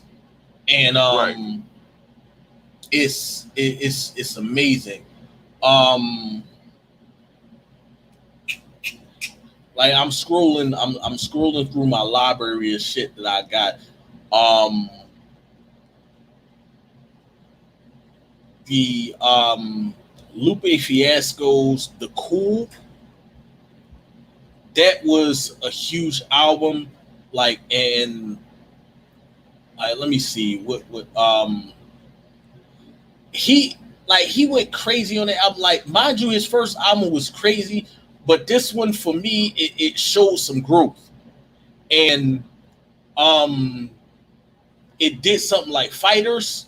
Fighters was a major song for me. It was, the same time around when this was out at the same time Kanye's which Kanye album was that? The Graduation album. It was Graduation, yeah. Yeah, the Graduation album was out around that time. And so it was some major it was some major emotional shit going on at that time. So, absolutely. Common. Which album, Nate? Like Common's B album was crazy. Like Water for Chocolate. Like Water for Chocolate. Because so if I put it in the context of what had me like bar heavy, because like you was there, you were there when I was really deep into hip hop and I was out writing and I was coming up with some crazy shit. So the Muddy Waters album started it for me. Like Water for Chocolate was the conscious version of that album for me. So it made me dig deeper, and like that album. And it's funny because his Electric Circus album, for me, I think is his most lyrical album. People don't fuck with it because of the beat selection on that album, but if you listen to all of the songs on that album, Common destroyed that fucking album. what is it? I Am Music. I think that's the song that he got with Jill Scott. Yeah. And it got like a 1920s theme to that song. Yo, stupid. So, and then like if you look at if you think about everything that I listen to and what I listen to now, like I'm so deep into the Griselda movement right now, but what would equate to that in the early times of me listening to rap? I can't even see my early times, but Thug Motivation 101. Hey man, Jeezy like Yeah, Drake. Jeezy like like yo. Jeezy like to mix the Arm & Hammer with Let's the go, coke. yo. I say that at least 3 times a day. Just put that there. Right there, like if you look at the so like you look at Redman, the whole underground shit, right? Right. The complete underground shit. Then you take it to Common, who is a little more mainstream, but he's still underground. But he's more bar, like his bars are heavy, but at the same time they're more palatable for the folks who not too deep into it. That Jeezy album is just for the hood motherfuckers. And if you want to go like really you want to get commercial with the shit, then I'll take a Graduation type album or My Dark Twisted Fantasy. Right. Okay. You know what I mean? Like just because that mode, like that hits the complete mode. And then here's something for you that just because guilty pleasure type shit, BG Chopper City in the Ghetto. Yeah, see, because that album right there, he was thugging it the fuck out, but he had some just off the wall like BG low key had bars, man. Like, but he like out of all them niggas, he actually could spit. Like, and niggas like they like the other shit. I fucked with BG a little bit. I wasn't like my nana. I swear to God. Yo, oh shit. All right, and everything. Cause you remember my favorite fucking song off that fucking album. You going on with your dog ass. You on with your dog ass. You ain't playing with your dog ass. You done fuck that girlfriend with your dog ass. Yo, nigga. You gotta love Juvie on anything. Hood, you gotta fuck with that album. Get on Tidal and check out Chopper City in the Ghetto. Them niggas used to kiss each other in the mouth. I'm cool. Jeezy, you wildin'. Jeezy, not Jeezy. BG was fire. I fucked with BG. You know what my shit from BG is? What's that one? I'll save it for my albums. Go ahead, Left. I mean, Hood. My John, Get Rich or Die Trying. It's a great one. 4th grade. You can I had. What did I tell you about that shit? Go ahead, man. I was a motherfucking G Unit soldier. Everybody know I was a G Unit soldier. This nigga said you couldn't play no Ja Rule in my presence. Ready to Die. That was like I had a very very early concept of what music was through that album. Right. Like in the 90s, like my dad was playing that, and like I remember understanding like what was going on, or maybe having a perception of what I thought was going on. Right, at least in your own understanding of it at that point. Yeah. Right. American Gangster. I will never not throw that up as it. Honestly, it might be my favorite Hove album. It's such an underrated album, yo. It's so underrated. Like he put that album together so goddamn well. Like from the very, very first track all the way up until the last track, Blue Magic. Like, and even the bonus track of American Gangster after that. Like, it's It's an amazingly crafted piece of work by Hov on that. Man. My favorite song on nobody has my favorite. Like I've never heard nobody say that their favorite song is No Hook. That's my favorite. That is easily my favorite. I don't need no hook for this shit. This is not for commercial usage. Please don't categorize this as music. Please don't compare me to other rappers. Compare me to trappers. I'm more Frank Lucas than Ludacris. Your boy was talking. He was cooking on that jump. Success is still my favorite track on that song because they went fucking like, oh god. My top 3 is No Hook. Now that might be third. Success might be third. No Hook. The joint with American Dreamin' with the Marvin Gaye sample. That song is a fucking crazy. Yeah, no, you might be right. That might be number one. Listen, and Success might be number 2.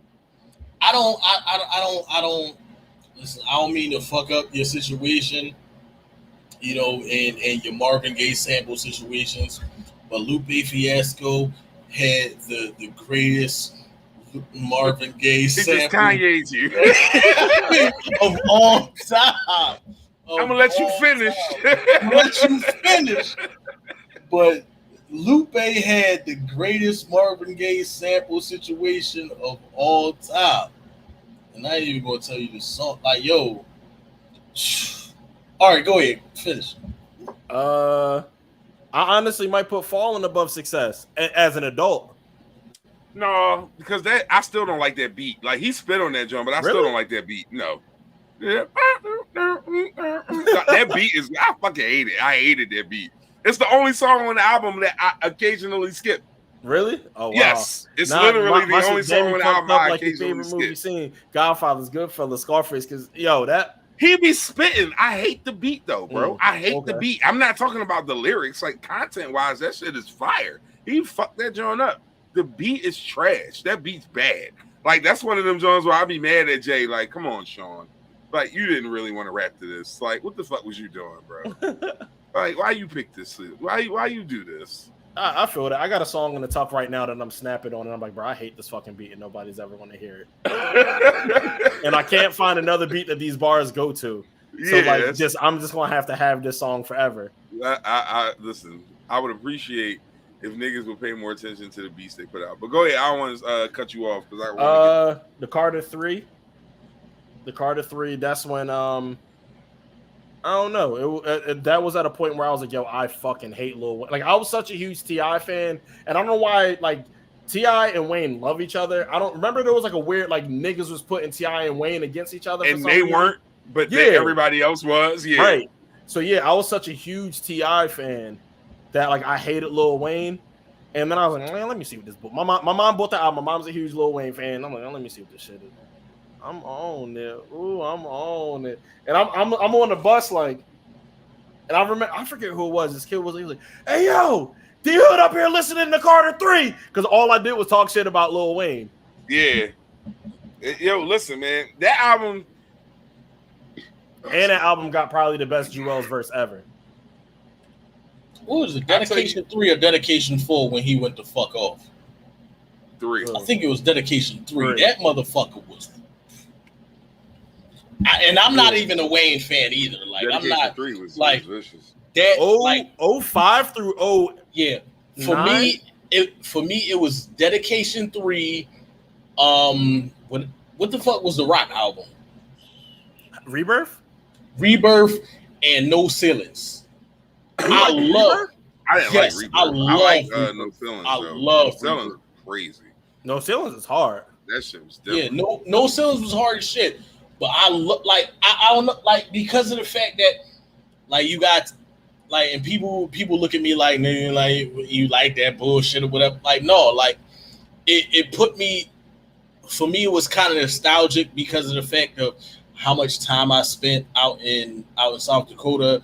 It brought me back to a certain time. So I fuck with that. It's okay. I can respect that. Like, so it's a personal piece for me. And that happens sometimes. That absolutely happens sometimes. I like, me personally, I like Volume 1 Jay-Z. Like, people hate that album, but I like it. bar wise is there. It's just the songs is not good, bro. If they kick Sunshine off the fucking album, Sunshine and Girls Like, both of those need to go. I know what girls like. What the hell was he thinking about? Bro, that was so bad. Somebody made that shit with a goddamn Canada Dry bottle. That shit was so bad. Listen, that shit was bad, but bro. It's wild because as soon as you leave that song, it's boom, boom, boom, boom, boom. It's the gem. The highs in that album are much higher than the lows for me. Like when you start with the intro and you got like 1,000,001. Intro you got hard and that shit is crazy. Yeah, I'm not a big fan of the Phil Collins sample because I feel like it's just very cliche. It's cheesy. I'm not a fan of that, but but he still freaked it though. Hold on, let me get my last one off. Let me I wanted to respond to G's comment. Marshall Mathers LP, love that album, and the question is, would Eminem be as hot if he wasn't white? Now, Dr. Dre had no idea who he was signing when he signed Eminem. Right. So let's put that into perspective.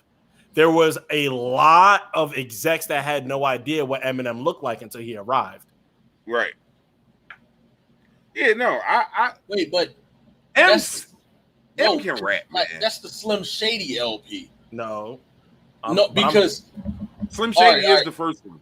Because Slim Shady is the first. You're talking about Marshall Mathers for your list. Marshall Mathers for my list. But I'm saying, like, Marshall Mathers was definitely better than the Slim Shady LP because it was a lot deeper.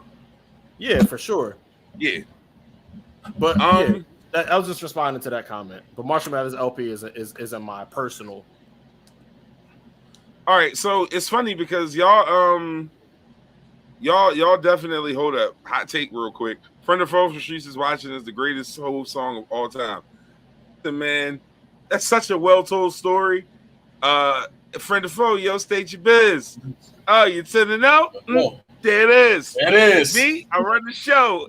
And those kids don't like nobody coming around here fucking with they dope shit. Yeah, it's such a well told story, man. Like I fucks with Friend of Foe. It's definitely I fucks with one him too, of mine. but I'm gonna still say Cat. Yeah, I don't know if it's his best song, but that's Nathaniel's opinion. If that's what that man first wanted to listen to. Who the fuck are we to argue with him? Thank you, brother. But my list. So y'all touched on a few artists, but not necessarily the projects I'm thinking about. Lupe Fiasco's Food and Liquor. I tell you how incredible I think that project is. Every time we talk about it, it's a debut album, y'all. Like I really need y'all to listen to that work and understand that was his first studio album. That shit is amazing. It touches on everything. Like every piece you can think of, that album gets it.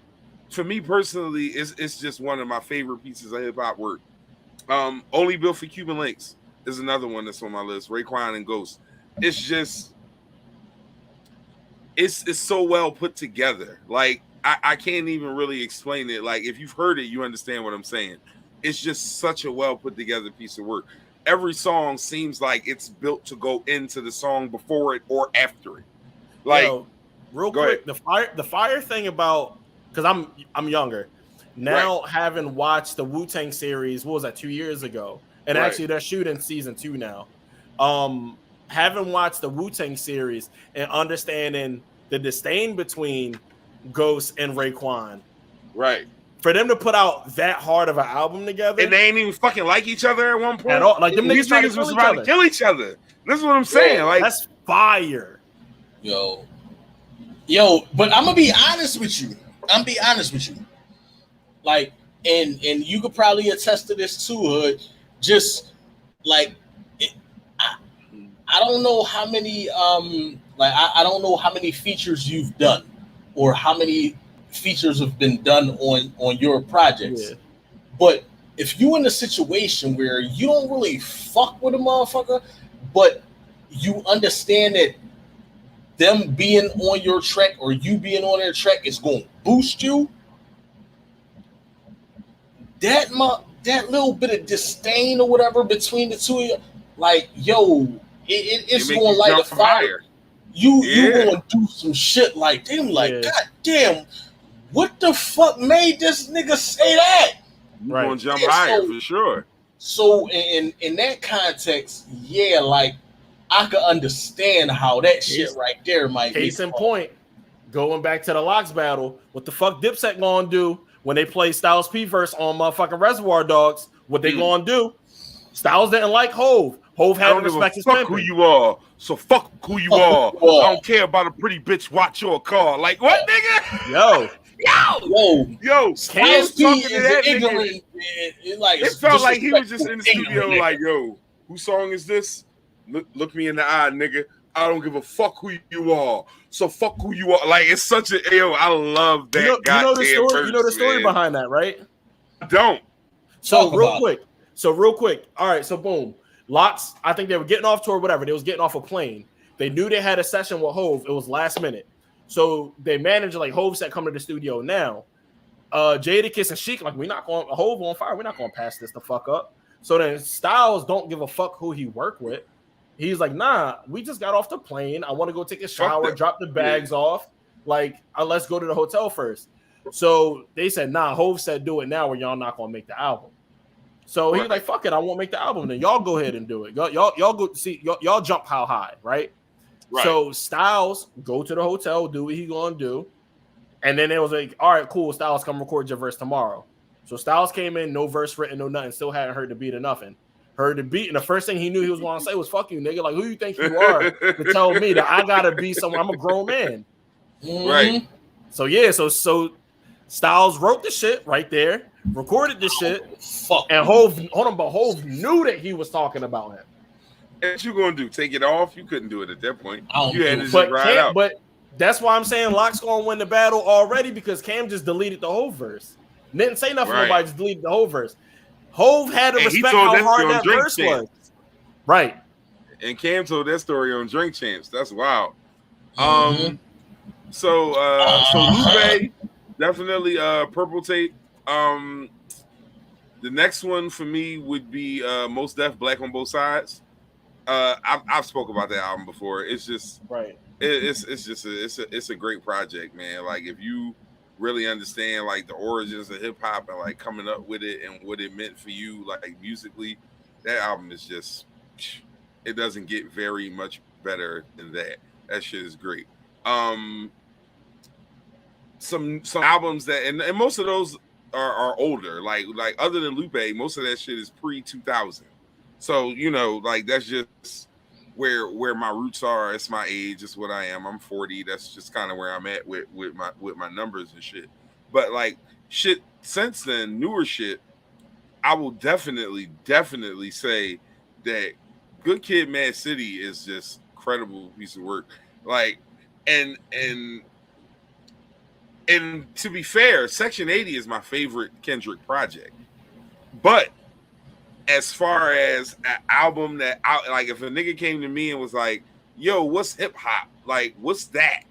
And I just wanted them to have I would need to take tracks from Good Kid City. I would need them to understand that part. I would need to have all my life I want money and I respect. Like just the whole arc of the album and the way the flow is, even with the skits and everything else. I would need all that. I want your body. I want your body. Got that big old fat ass. Girl. Like real shit. Like you need that. Like and for me, when it comes to a situation when you dealing with K-Dot, you gotta look like it's I mean like we build up what hip hop already was like, so this, like, I can understand how for you it's like, all right, this is in addition to, like, they're not like, it's not too many motherfuckers who tell a story and take an entire album to tell a story.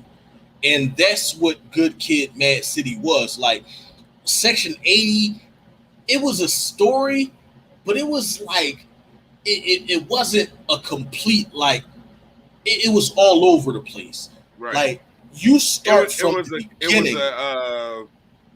It was like a little conglomerate of stories placed in one space. Yeah, but it wasn't a continuous piece. Yeah. It was kind of like a story told by different people. Right. But when you look at Good Kid, Mad City, that was an album and a story that was told from one person walking down. Like it was like you walked down the street and you saw all these different things during your one walk from one corner to the next corner. It's a great piece. Beautiful. It really beautiful. Was. So I agree with that. Similar to what you were saying, Left, you could definitely take any of the Kanye albums and put that in there rather easily. You could take Forest Hills Drive and put that in that discussion for me because it's really sonically a well put together album. 36 Chambers from Wu was an album that can be put in that discussion.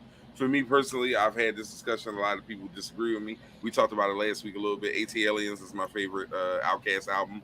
I know I'm in the minority with that, but whatever, so be it. And the other one that I think, and because I'm a Jay fan, I gotta put a Jay album in here. And for me, it's the Black Album. I don't like. So Blueprint is such a good album, and it's so well put together, but it's very heavy commercial. It's a very heavily commercial album. Black Album is a well put together album, but it's not heavy commercial. It's like Change Clothes. What else on there is commercial really? Dirt on Your Shoulder. Problems. Yeah, 99 Problems. You got like 3 tracks maybe that's heavy commercial. Encore.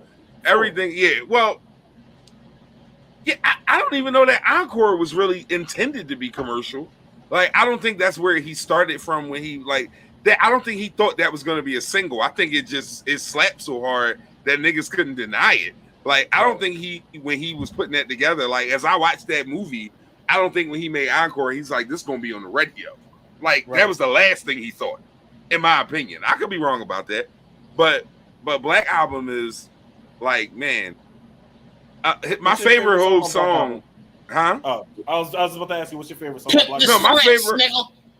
So, shit, no.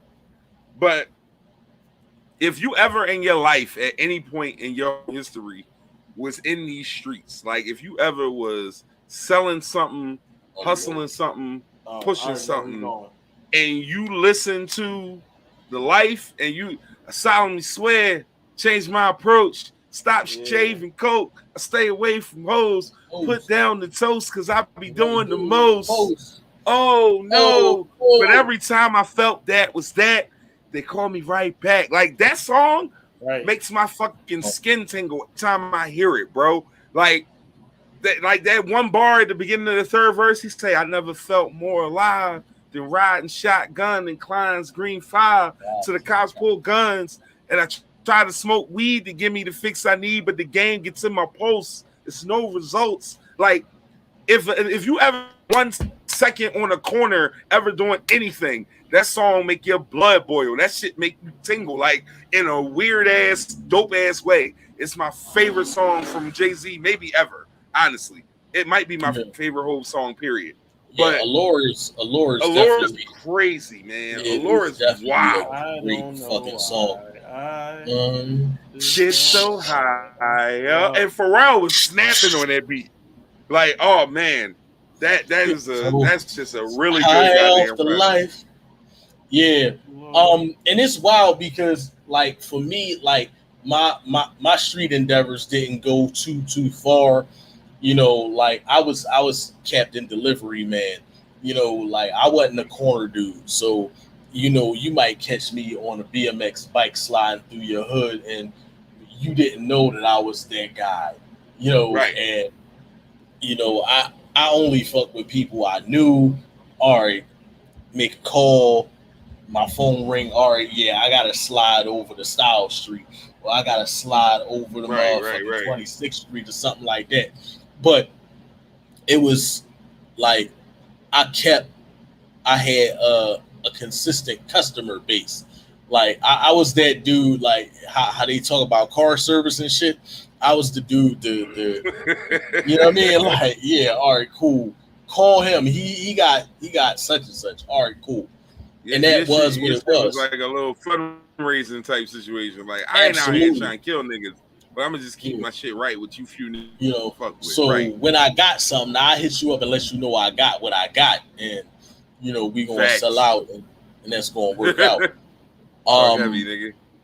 But that right there was that song, like that song in itself, it definitely brought a certain aura about, and I can definitely respect that. I can't even tell you what my favorite whole song is. Like I would have to actually sit down and I mean, go through the reality is that every time I think of a song, I'm gonna say it's my favorite one. Like that's that, but no, I honestly think that might really be my favorite one. Just because, like I said, every time I get that feeling, every time I hear it, like every time I hear it, I'm in that zone. I really like zone out to the song. Like you know, what did he say? Hold up, what did he say? Even the worst pain is the distress, to learn to chill the mistress. Only after your love gets slain. When the sorrow mixed up leads to mistrust, and now it gets tough to ever love the game. But the allure of the game keeps calling your name. All the allures in the world, I feel your pain. All your Christies in every city's and Tiffany Lanes. Like he's talking about real stories. What's up, Charlie Baltimore? Like, in case you don't know who the fuck Tiffany Lane is, like he's not just saying shit. He's saying it. Like that song is different, man. Yeah, like that's easily my favorite whole song. I think for me, it's between that and Meet the Parents. That's my shit. He really parted that song away. Like niggas don't give Blueprint 2 enough credit. Yo, the way he carved that song. It was like you put a motherfucking piece of wood out there. This motherfucker was just chiseling like, I got you, nigga. You don't even know what's about to happen in this shit right here. Like, and if I look back on where we was at when it, like us being outside and because we were definitely outside then. Us being outside and me going through my my transitions in rap. When I wrote A Killer's Karma, that was like I wasn't trying to, but it was basically that's just the vibe you was on. That off of that fucking song. Because if you look at Hood, this is a song you got here. I gotta find that motherfucking song.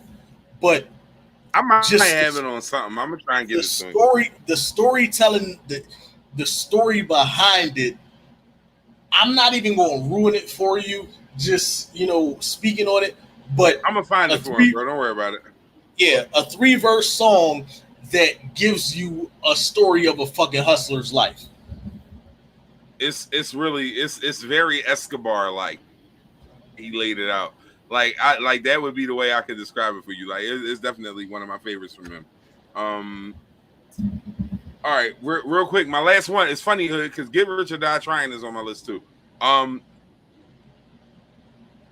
Like from the very first track, you hear the coin drop, and he just right at your motherfucking neck.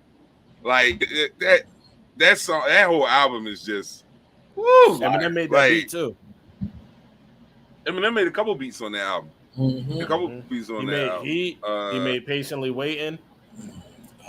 Is one of the he is one of the weirdest beats ever. Like every rapper can't rap on that beat. Everybody who spit can't do that beat. He is not one of them. It's like the Just Blaze John that Lux did that in them did. Everybody can't rap to that beat. It's just certain beats where if you the Just Fire beat with Cam Bleak and Never mind. I thought you were talking about something else. That jump, but it's just certain that just like watching the hook is to beat everybody who can ever rap freestyles over. Yeah, if you can't rap over Watch for the fucking hook, dog, you don't need to rap because that motherfucking nigga. That beat has been like passed around more than the neighborhood horror. Like that shit is. bad. Like, brother man. You know what's the fucked up thing though? We don't give Back Down his flowers as a diss. Like, we were so barred out of Ja Rule was beat to a fucking pulp. We were so overdone. Daddy, that bitch you chasing, you little dirty ass kids. Dirty ass.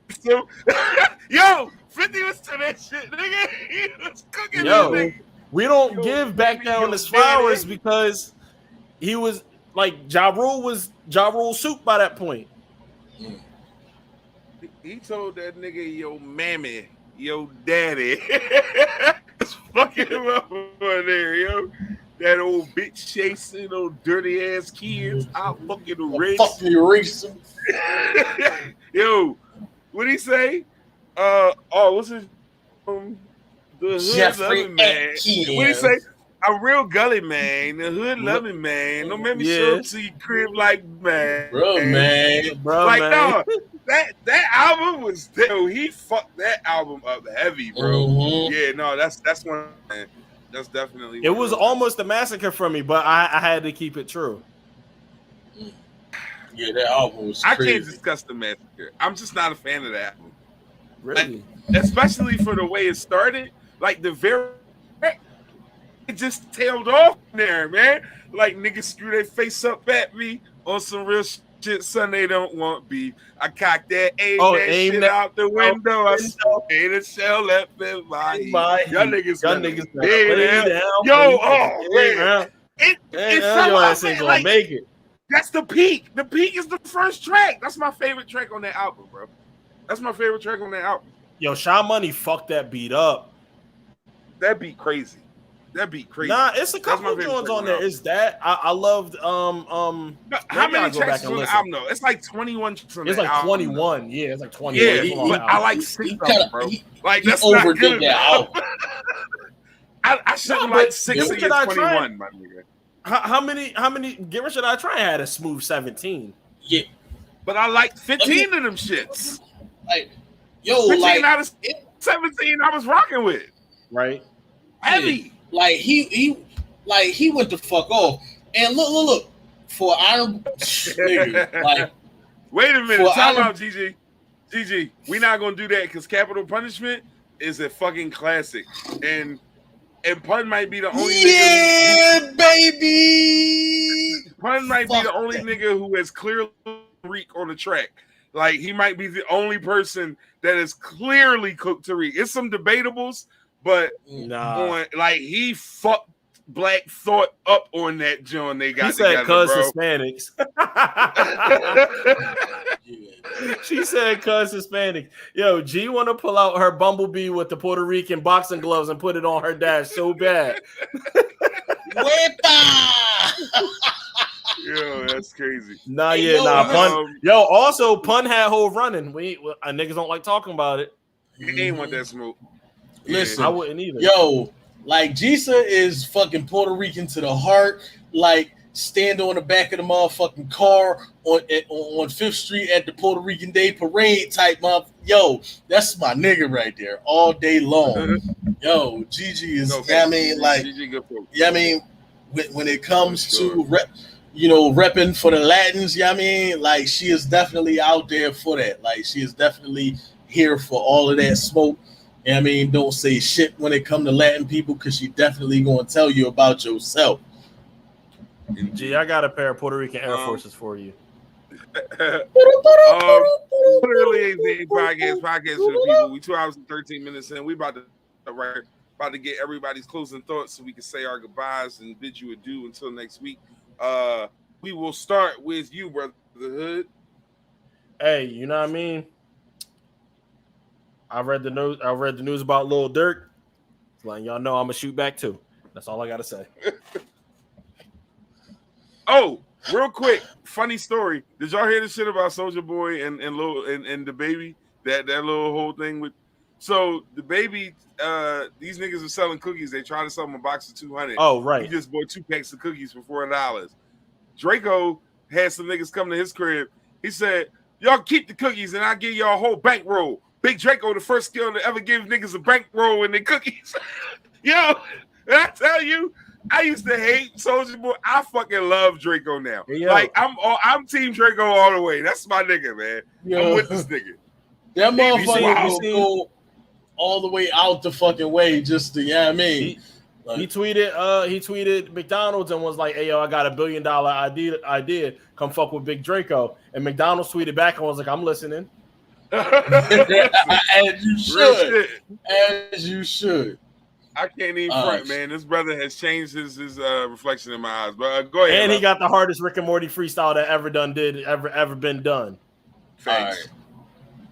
I just want to let people know it seemed like we grind from the bottom just to make it to the bottom. See your faces of the people that I shot when I get high late night, float through the bottom. My aunt's house, one of the places that I stopped. See, she just died. She got cancer from smoking and drinking. Same shit I've been drinking and smoking. I can't lie. I wish life would just open these handcuffs and let me go. I feel like I'm doing the bit. I can't Yo, listen. That's a great freeway verse, man. That's right there. Like, me and bro was just talking about this shit as I was making my drive down to Delaware to go pick up my baby girl.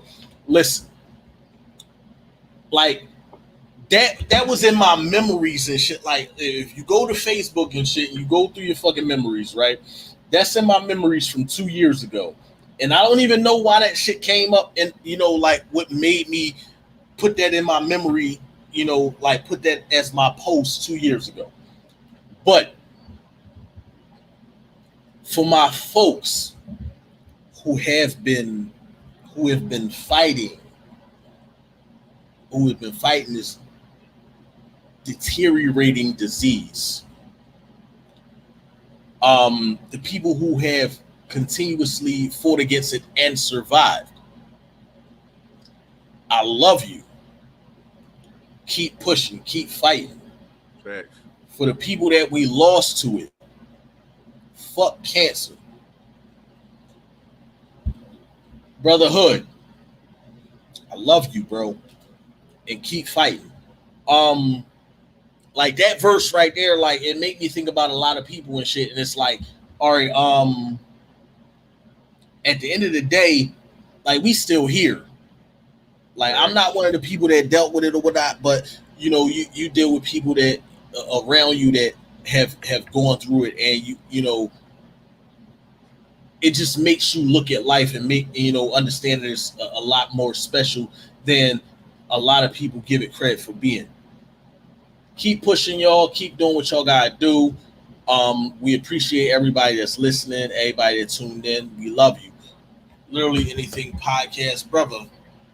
Take it away. Indeed. So in my parting shot, I just want to address something that number one, I want to remind y'all, send shit to the inboxes of all the social media so I can share it. I told you we're doing Share Corner next week. That's going to be something I'm interested to see what I get sent. Oh, excuse me, after I prompt y'all to actually send shit, because I get enough shit without prompting. Now I'm inviting y'all to send shit, so we'll see how much fun that is. So here's the thing. The internet is an amazing place, but it's also a shitty place at the same time. What I need y'all to stop doing is taking words and phrases and things y'all hear and see and then using them in y'all regular conversations like y'all really understand what that shit mean. So I had on a friend's Facebook post the other day, she had someone call her narcissistic. Now, mind you, that's one of those things that we're hearing now. Like, oh, he's a narcissist. And, it's like one of those buzzword type things. Like, if you don't really know what narcissism means or what a narcissistic person had, like the qualities and traits that person exhibits, shut the fuck up. Because what you look is dumb, saying shit that you think you understand and you heard, and now you're bringing it here. It's the same thing with y'all motherfuckers who keep calling people toxic and don't really understand what toxicity is. Niggas watch three Button podcasts and think they got the exactly. Like, fuck out of here. You niggas, like, y'all think y'all, like, man, y'all read a pamphlet and now y'all healing. Like, I need all y'all to just, like, really fucking relax. There are people in the world who are really going through shit. Who really, these things that you're attaching and you're playing around with and you're being just loose and liberal with, who are really, really going through these things. So, like, stop doing this goofy shit where because you see something on a post or because somebody else posted it and you think that person's smart, you're going to repost it as fact or as law, shut the fuck up and eat a dick. Like, I need all of y'all to relax. It's just not that deep. We want to say shit before we write.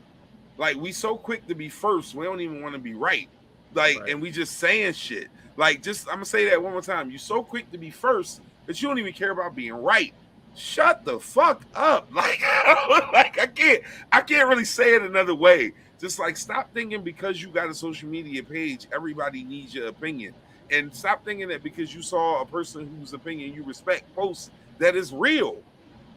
None of that shit is absolute or true or fact.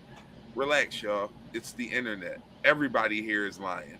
Like, everybody that's here is lying. Like, one way or another, sometime. Like, everybody's lying. And if you invest in it too much, you're just going to drive yourself crazy. But, you know, that's how I feel every week. I literally don't change my message with that, but I just felt the need to say it based on that one particular post of about narcissism, because nigga, if you know a narcissist, like a real live narcissist, that shit is traumatic. Those motherfuckers will like they will scar you.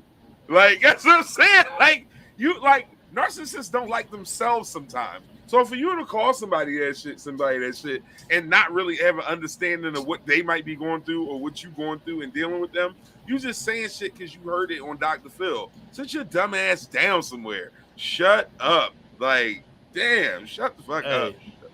That's what I would do if I ain't had no army. I just gotta get the fuck up. I meant to say this earlier. I want to give a shout out to my baby mom, Gail King, because she's setting a precedent for the rest of the year looking like. I'm about to get a new house, or you know what I mean, whatever the case is, wherever I move to. Hey man, Gail King said she's banning all unvaccinated family members from the cookout. Oh shit! So I mean, y'all gotta figure it out. y'all gotta figure it out. All right. I don't have a reason or a actual specific reason to play this, but I just feel like hearing it. Washington. You know, they say Papa didn't take no mess. Well, neither does Leonard. My name's Leonard Washington. Where I'm from, little town called none of your goddamn business. Play your dice, bitches. And on that note, Literally Anything podcast for the people. We hope you enjoyed your time with us. We certainly enjoyed our time with y'all. We will be right back here 1 week from today, 7:30, Thursday evening, talking shit, having fun, enjoying ourselves. We hope you will be here with us. LAP in the building, and we out of the function. Have a great night. Be safe. And as always, it's all peace and blessings.